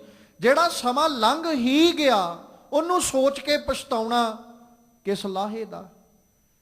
ਇਹੋ ਤੇ ਕਾਰਨ ਹੈ ਨਾ ਕਿ ਧੰਨ ਗੁਰੂ ਪਾਤਸ਼ਾਹ ਜੀ ਬਾਣੀ ਵਿੱਚ ਸਮਝਾਉਂਦੇ ਆ, ਸਾਨੂੰ ਇਹ ਉਪਦੇਸ਼ ਨਿਤਾਂ ਪ੍ਰਤੀ ਦਿੰਦੇ ਕਿ ਉਹ ਪਿਛਲੇ ਔਗਣ ਬਖਸ਼ ਦਿੰਦਾ ਹੈ, ਕਿਉਂਕਿ ਉਹਨਾਂ ਨੂੰ ਬਦਲਿਆ ਨਹੀਂ ਜਾ। ਹੁਣ ਜੇ ਆਪਾਂ ਗੁਰੂ ਹਰਗੋਬਿੰਦ ਸਾਹਿਬ ਜੀ ਦਾ ਜੀਵਨ ਪੜ੍ਹ, ਅਕਸਰ ਆਪਾਂ ਭਾਈ ਬਿਧੀ ਚੰਦ ਜੀ ਦੀ ਗੱਲ ਕਰਦੇ ਹਾਂ। ਹੁਣ ਭਾਈ ਬਿਧੀ ਚੰਦ ਜੀ ਗੁਰੂ ਸਾਹਿਬ ਜੀ ਦੀ ਹਜ਼ੂਰੀ 'ਚ ਪਹੁੰਚੇ। ਕੋਈ ਬੰਦਾ ਭੇਟਾ ਲੈ ਕੇ ਪਹੁੰਚੇ, ਕੋਈ ਕੁਝ ਲੈ ਕੇ ਪਹੁੰਚੇ, ਕੋਈ ਕਿਸੇ ਤਰੀਕੇ। ਇਹ ਪਹਿਲਾ ਬੰਦਾ ਜਿਹੜਾ ਚੋਰੀ ਕਰਕੇ ਗੁਰੂ ਹਰਗੋਬਿੰਦ ਸਾਹਿਬ ਦੇ ਦਰ ਤੇ ਪਹੁੰਚਿਆ। ਚੋਰੀ ਕਰਕੇ। ਹੁਣ ਜੇ ਆਪਾਂ ਆਵਾਂਗੇ, ਅਸੀਂ ਸੋਚਦੇ ਹਾਂ ਵੀ ਗੁਰੂ ਸਾਹਿਬ ਜੀ ਦੇ ਕੋਲ ਜਾਣਾ, ਤੇ ਜੇ ਭੇਟਾ ਨਹੀਂ ਤੇ ਪ੍ਰੇਮ ਨਾਲ ਅਸੀਂ ਤੁਰ ਕੇ ਗੁਰੂ ਸਾਹਿਬ ਜੀ ਦੇ ਕੋਲ ਪਿਆਰ ਨਾਲ ਜਾਈਏ, ਤੇ ਇਹ ਤਾਂ ਡਰ ਦਾ ਮਾਰਾ ਆ। ਜਦੋਂ ਆਪਾਂ ਇਤਿਹਾਸ ਪੜਾਂਗੇ, ਇਤਿਹਾਸ ਇਸ ਪੰਨਿਆਂ ਦੀ ਗਵਾਹੀ ਭਰਦਾ ਹੈ ਕਿ ਭਾਈ ਬਿਧੀ ਚੰਦ ਜੀ ਆਏ ਵੀ ਚੋਰੀ ਕਰਕੇ, ਤੇ ਆਏ ਵੀ ਡਰਦੇ ਹੋਏ, ਆਪਣੇ ਆਪ ਨੂੰ ਬਚਾਉਣ ਕਰਕੇ ਆਏ ਵੀ ਇੱਥੇ ਸੰਗਤ ਬਹੁਤ ਬੈਠੀ ਹੈ, ਮੈਂ ਵਿੱਚ ਹੀ ਬਹਿ ਜਾਣਾ। ਤੇ ਪਿੰਡ ਵਾਲੇ ਪਿੱਛੇ ਭੱਜੇ ਫਿਰਦੇ, ਜੇ ਫੜ ਲਿਆ ਤੇ ਫਿਰ ਹੁਣ ਜੇ ਕੋਈ ਚੋਰ ਚੋਰੀ ਕਰਦਾ ਦੌੜੇ ਤੇ ਪਿੰਡ ਵਾਲੇ ਮਹੱਲੇ ਵਾਲੇ ਲੈਣ ਫੜ, ਤੇ ਕੀ ਬਣਦਾ? ਤੇ ਜੇ ਭਾਈ ਬਿਧੀ ਚੰਦ ਜੀ ਨੂੰ ਫੜ ਲੈਂਦੇ ਤੇ ਕੀ ਬਣਨਾ ਸੀ? ਅਗਲਿਆਂ ਤੇ ਮਾਰ ਹੀ ਦੇਣਾ ਸੀ ਨਾ। ਹੁਣ ਗੁਰੂ ਹਰਗੋਬਿੰਦ ਸਾਹਿਬ ਦੇ ਦਰ ਤੇ ਆ ਕੇ ਉਹ ਬਹਿ ਗਏ। ਸੰਗਤ ਨਮਸਕਾਰ ਵੀ ਨਹੀਂ ਕੀਤੀ ਗੁਰੂ ਸਾਹਿਬ ਨੂੰ, ਪਿੱਛੇ ਦੇ ਹੋ ਕੇ ਨਾ, ਵਿੱਚ ਦੇ ਸੰਗਤ ਦੇ ਹੋ ਕੇ ਬੈਠ ਗਏ। ਜਦੋਂ ਸੰਗਤ ਦਾ ਇਕੱਠ ਹੋਵੇ, ਸੰਗਤ ਵਿੱਚੋਂ ਬੰਦੇ ਨੂੰ ਪਹਿਚਾਨਣਾ ਲੱਭਣਾ ਮੁਸ਼ਕਲ ਹੋ ਜਾਂਦਾ। ਉਹ ਆਏ, ਉਹਨਾਂ ਆ ਕੇ ਗੁਰੂ ਹਰਗੋਬਿੰਦ ਸਾਹਿਬ ਨੂੰ ਸਵਾਲ ਕੀਤਾ ਵੀ ਮਾਲਕ ਜੀ, ਇੱਕ ਚੋਰ ਆਇਆ। ਹੁਣ ਗੁਰੂ ਹਰਗੋਬਿੰਦ ਸਾਹਿਬ ਨੂੰ ਨਹੀਂ ਪਤਾ, ਉਹ ਪਿੱਛੇ ਬੈਠਾ ਅਰਦਾਸਾਂ ਹੀ ਕਰੀ ਜਾਂਦੇ ਨੇ ਭਾਈ ਬਿਧੀ ਚੰਦ ਵੀ ਬਾਪੂ ਐਦ ਕੀ ਬਚਾ ਲਾ, ਅੱਗੇ ਤੋਂ ਤੌਬਾ, ਵੀ ਅੱਗੇ ਤੋਂ ਨਹੀਂ ਕਰਦਾ। ਹੁਣ ਜੇ ਗੁਰੂ ਸਾਹਿਬ ਜੀ ਉਹਦੀ ਅਰਜ਼ੋਈ ਨਾ ਸੁਣਦੇ ਤੇ ਬਾਪੂ ਨੇ ਤੇ ਕਹਿਣਾ ਸੀ ਨਾ, ਉਹ ਬੈਠਾ ਭਾਈ, ਲੈ ਜਾਓ ਫੜ ਕੇ, ਆਹੀ ਆ ਤੁਹਾਡਾ ਚੋਰ। ਪਰ ਉਹਨਾਂ ਨੇ ਪਿਛਲੇ, ਕਿਉਂਕਿ ਅੰਦਰੋਂ ਅੰਦਰੀ ਅਰਜ਼ੋਈ ਹੈ ਮਨ ਦੀ ਸਥਿਰਤਾ ਨਾਲ, ਔਰ ਮਨ ਕਰਕੇ ਵੀ ਅੱਜ ਤੋਂ ਬਾਅਦ ਚ ਕਦੇ ਨਹੀਂ ਕਰਾਂਗਾ ਚੋਰੀ, ਪਰ ਅੱਜ ਰੱਖ ਲਓ। ਹੁਣ ਮਨ ਦੀ ਇਕਾਗਰਤਾ ਤੇ ਮਨ ਦੀ ਸਥਿਰਤਾ ਨੇ ਅਰਜ਼ੋਈ ਗੁਰੂ ਸਾਹਿਬ ਦੇ ਦਰ ਤੇ ਪਹੁੰਚ। ਇਹ ਨਹੀਂ ਵੀ ਗੁਰੂ ਸਾਹਿਬ ਨੇ ਪੱਖ ਪੂਰਿਆ, ਮਾਲਕ ਪਾਤਸ਼ਾਹ ਕੋਲ ਉਹਨਾਂ ਆਖਿਆ, ਗੁਰੂ ਸਾਹਿਬ ਨੇ ਕਹਿਤਾ, ਕਹਿੰਦੇ ਵੀ ਆਹ ਸੰਗਤ ਬੈਠੀ ਹੈ, ਇਹਨਾਂ ਚੋਂ ਤੁਸੀਂ ਆਪਣਾ ਚੋਰ ਲੱਭ ਲਓ ਜਿਹੜਾ ਹੈ, ਵੇਖ ਲਓ। ਵੀ ਇਹ ਨਹੀਂ ਵੀ ਅਸੀਂ ਤੁਹਾਨੂੰ ਇਨਕਾਰੀ ਆ, ਤੁਸੀਂ ਵੇਖ ਲਓ। ਅਗਲਿਆਂ ਵੇਖਿਆ ਤੇ ਮੁੜ ਕੇ ਗੁਰੂ ਸਾਹਿਬ ਤੋਂ ਮਾਫੀ ਮੰਗ ਕੇ ਅਗਲੇ ਚਲੇ ਗਏ। ਹੁਣ ਭਾਈ ਬਿਧੀ ਚੰਦ ਉੱਠ ਕੇ ਆਏ, ਆ ਕੇ ਫਿਰ ਨਮਸਕਾਰ ਕੀਤੀ, ਤੇ ਨਮਸਕਾਰ ਕਰਕੇ ਕੀ ਆਖਿਆ ਕਿ ਮੈਂ ਆ ਚੋਰ ਆ, ਰੋਜ਼ ਕਰਦਾ ਚੋਰੀ, ਬੜਾ ਅੱਜ ਤੱਕ ਕੀਤੀ ਹੋਈ ਚੋਰੀ ਹੈ। ਤੇ ਜੇ ਹੁਣ ਉੱਥੇ ਬਹਿ ਕੇ ਵੀ ਕਹਿੰਦੇ ਵੀ ਮੈਂ ਤੇ ਅੱਜ ਹੀ ਚੋਰੀ ਕਰਨ ਗਿਆ ਸੀ ਜੀ, ਅੱਜ ਹੀ ਫੜਿਆ ਜਾਣਾ, ਪਰ ਨਹੀਂ, ਬਾਪੂ ਜੀ ਨੂੰ ਪਹਿਲਾਂ ਹੀ ਸਾਰਾ ਕੁਝ ਮਨ ਹੀ ਮਨ ਕਹਿਤਾ ਵੀ ਮੈਂ ਆ ਚੋਰ, ਤੁਸੀਂ ਅੱਜ ਮੇਰੀ ਇੱਜ਼ਤ ਰੱਖੀ ਹੈ, ਤੇ ਹੁਣ ਕਿਰਪਾ ਕਰੋ ਆਪਣੇ ਦਰ ਤੇ ਵੀ ਰੱਖ ਲਓ। ਬਸ ਉਹ ਦਿਨ ਗਿਆ। ਨਾ ਭਾਈ ਬਿਧੀ ਚੰਦ ਜੀ ਨੂੰ ਇਹ ਪਤਾ ਵੀ ਮੈਂ ਚੋਰੀ ਕਰਦਾ ਸਾਂ। ਬਾਪੂ ਨੇ ਪਿਛਲੇ ਸਾਰੇ ਔਗਣਾਂ ਤੇ ਪਰਦਾ ਪਾ ਕੇ ਅੱਗੇ ਜਿਹੜੀਆਂ ਬਖਸ਼ਿਸ਼ਾਂ ਭਾਈ ਬਿਧੀ ਚੰਦ ਨੇ ਲਈਆਂ, ਭਾਈ ਬਿਧੀ ਚੰਦ ਸੀਨਾ ਗੁਰੂ ਕਾ ਸੀਨਾ, ਇਹ ਬਖਸ਼ਿਸ਼ਾਂ ਪਿਛਲੇ ਔਗਣ ਬਖਸ਼ ਲਏ। ਹੁਣ ਜੇ ਅਸੀਂ ਔਗਣ ਦੱਸਾਂਗੇ ਹੀ ਨਹੀਂ ਤੇ ਉਹ ਪੱਤ ਕਿੱਦਾਂ ਰੱਖਣਗੇ? ਬਾਪੂ ਜੀ ਕਹਿੰਦੇ ਮੇਰਾ ਗੁਣ ਅਵਗਣ ਨਾ ਵਿਚਾਰਿਆ, ਉਹਨੇ ਨਹੀਂ ਵਿਚਾਰਿਆ। ਉਹਨੇ ਇਹ ਨਹੀਂ ਕਿਹਾ ਵੀ ਤੂੰ ਤੇ ਚੋਰ ਹੈ, ਗੁਰੂ ਸਾਹਿਬ ਨੇ ਇਹ ਨਹੀਂ ਕਿਹਾ ਵੀ ਤੂੰ ਚੋਰੀ ਕਰਨਾ ਹੈ, ਕਿਤੇ ਕੱਲ ਨੂੰ ਇੱਥੋਂ ਵੀ ਚੋਰੀ ਕਰੇਗਾ। ਮਾਲਕ ਨੇ ਸਾਰਾ ਕੁਝ ਛੱਡਤਾ। ਗੁਣ ਅਵਗਣ ਕਿਛ ਨਾ ਵਿਚਾਰਿਆ, ਪ੍ਰਭ ਆਪਣਾ ਬਿਰਦ ਸੰਭਾਰਿਆ। ਉਹਨਾਂ ਨੇ ਤੇ ਆਪਣਾ ਸੁਭਾਵ ਪਾਲਿਆ, ਕੰਠ ਲਾਏ ਕਹਿ ਰੱਖੇ, ਉਹਨ ਗੱਲ ਨਾਲ ਲਾ ਕੇ ਰੱਖ ਲਿਆ। ਤੇ ਜਦੋਂ ਗਲ ਨਾਲ ਲਾ ਕੇ ਰੱਖਿਆ ਲੱਗਿਆ ਨਾ ਤੱਤੀ, ਵਾਓ ਜੀਓ ਉਹ ਤੱਤੀ ਹਵਾ ਵੀ ਲੱਗਣ ਨਹੀਂ ਦਿੰਦੇ। ਮੈਂ ਮਨ ਤਨ ਪ੍ਰਭੂ ਧਿਆਇਆ, ਜੀਏ ਇਛੜਾ ਫਲ ਪਾਇਆ। ਸਾਹ ਪਾਤਸ਼ਾਹ ਸਿਰ ਖਸਮ ਤੂੰ, ਜਪ ਨਾਨਕ ਜੀਵੈ ਨਾਉ ਜਿਉ। ਕਹਿੰਦੇ ਮੈਂ ਮਨ ਤਨ ਪ੍ਰਭੂ ਤੇ ਆਇਆ, ਮੈਂ ਮਨ ਕਰਕੇ ਤਨ ਕਰਕੇ, ਮਨ ਵਿੱਚ ਤਨ ਵਿੱਚ, ਨੰਨੇ ਨੂੰ ਸਿਹਾਰੀ, ਪ੍ਰਭੂ ਤੇ ਆਇਆ, ਰੱਬ ਜੀ ਨੂੰ ਅਰਾਧਿਆ। ਜਦੋਂ ਅਰਾਧਿਆ ਕੀ ਮਿਲਿਆ? ਜੀ ਇੱਛੜਾ ਫਲ ਪਾਇਆ। ਜੋ ਮਨ ਚਾਹੁੰਦਾ ਸੀ, ਜੋ ਜੀ ਚਾਹੁੰਦਾ ਸੀ, ਉਹ ਫਲ ਮਿਲ ਗਿਆ। ਹੁਣ ਸ਼ਾਹ ਪਾਤਸ਼ਾਹ ਸਿਰ ਖਸਮ ਤੂੰ, ਰੱਬ ਜੀ ਤੂੰ ਪਾਤਸ਼ਾਹਾਂ ਦੇ ਸਿਰ ਤੇ ਵੀ ਖਸਮ ਹੈ। ਬਾਦਸ਼ਾਹਾਂ ਦੇ ਸਿਰਾਂ ਦੇ ਉੱਤੇ ਜਿਹੜੇ ਬਾਦਸ਼ਾਹ ਬੈਠੇ ਨਾ, ਤੂੰ ਉਹਨਾਂ ਦਾ ਵੀ ਖਸਮ ਹੈ। ਜਪ ਨਾਨਕ ਜੀਵੈ ਨਾਉ ਜਿਉ, ਨਾਨਕ ਜੀ ਤੇ ਆਪ ਜੀ ਨੂੰ ਜਪਦਿਆਂ ਹੋਇਆਂ ਜਿਉਂਦੇ ਨੇ। ਇਸ ਤਰੀਕੇ ਅੱਜ ਸਤਿਗੁਰੂ ਜੀ ਸਾਨੂੰ ਰੱਬੀ ਪਿਆਰਿਆਂ ਦੇ ਹਿਰਦੇ ਦੀ ਅਵਸਥਾ ਔਰ ਉਸ ਪਰਮੇਸ਼ਵਰ ਜੀ ਦੇ ਬਿਰਧ ਦੀ ਜੋ ਸੁਭਾਵ ਹੈ ਉਹਦੇ ਬਾਰੇ ਵਿੱਚ ਸਤਿਗੁਰੂ ਸਾਨੂੰ ਸਮਝਾਉਂਦੇ।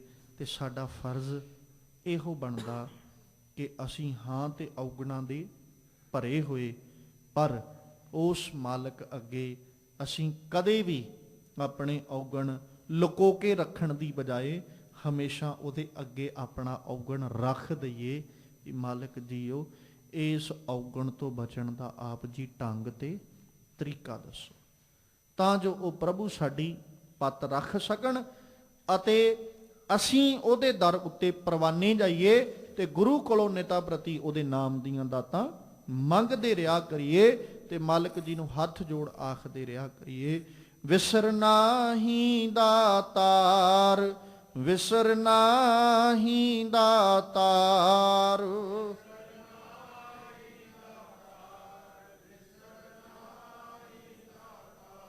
ਵਿਸਰ ਨਾਹੀ ਦਾਤਾਰ, ਵਿਸਰ ਨਾਹੀ ਦਾਤਾਰ।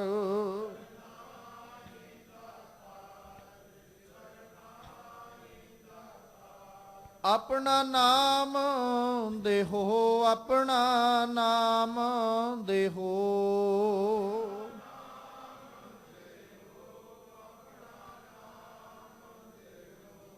ਗੁਣ ਗਾਵਾਂ ਦਿਨ ਰਾਤ, ਗੁਣ ਗਾਵਾਂ ਦਿਨ ਰਾਤ।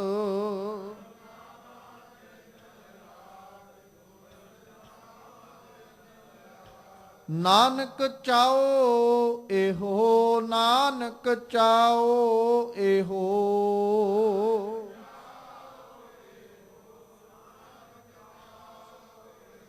ਵਿਸਰ ਨਾਹੀ ਦਾਤਾਰ, ਵਿਸਰ ਨਾਹੀ ਦਾਤਾਰ।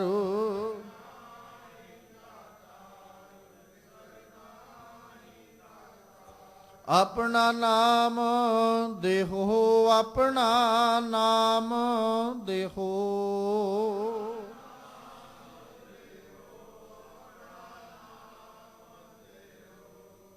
ਸਤਿਗੁਰੂ ਪਾਤਸ਼ਾਹ ਕਿਰਪਾ ਕਰਨ, ਸਾਡੇ ਸਭਨਾਂ ਦੀਆਂ ਹਾਜ਼ਰੀਆਂ ਆਪਣੇ ਦਰ ਉੱਤੇ ਪ੍ਰਵਾਨ ਕਰ ਲੈਣ। ਦਰੋਂ ਕਰੋਂ ਗੁਰਸਿੱਖੀ ਜੀਵਨ ਨਾਮ ਦੀਆਂ ਦਾਤਾਂ ਬਖਸ਼ਿਸ਼ ਕਰਕੇ ਨਿਵਾਜਣ, ਤਾਂ ਜੋ ਸਾਡੇ ਵੀ ਇਹ ਲੋਕ ਸੁਖੀਏ ਪਰਲੋਕ ਸੁਹੇਲੇ। ਨਾਨਕ ਹਰ ਪ੍ਰਭ ਆਪੇ ਮੇਲੇ, ਹੋਈਆਂ ਬੇਅੰਤ ਭੁੱਲਾਂ ਦੀ ਖਿਮਾ ਬਖਸ਼ਣੀ।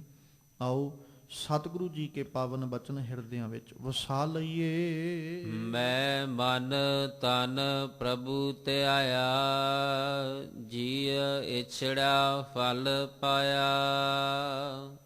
ਸਾਹ ਪਾਤਸ਼ਾਹ ਸਿਰ ਖਸਮ ਤੂੰ, ਜਪ ਨਾਨਕ ਜੀਵੈ ਨਾਉ ਜਿਉ।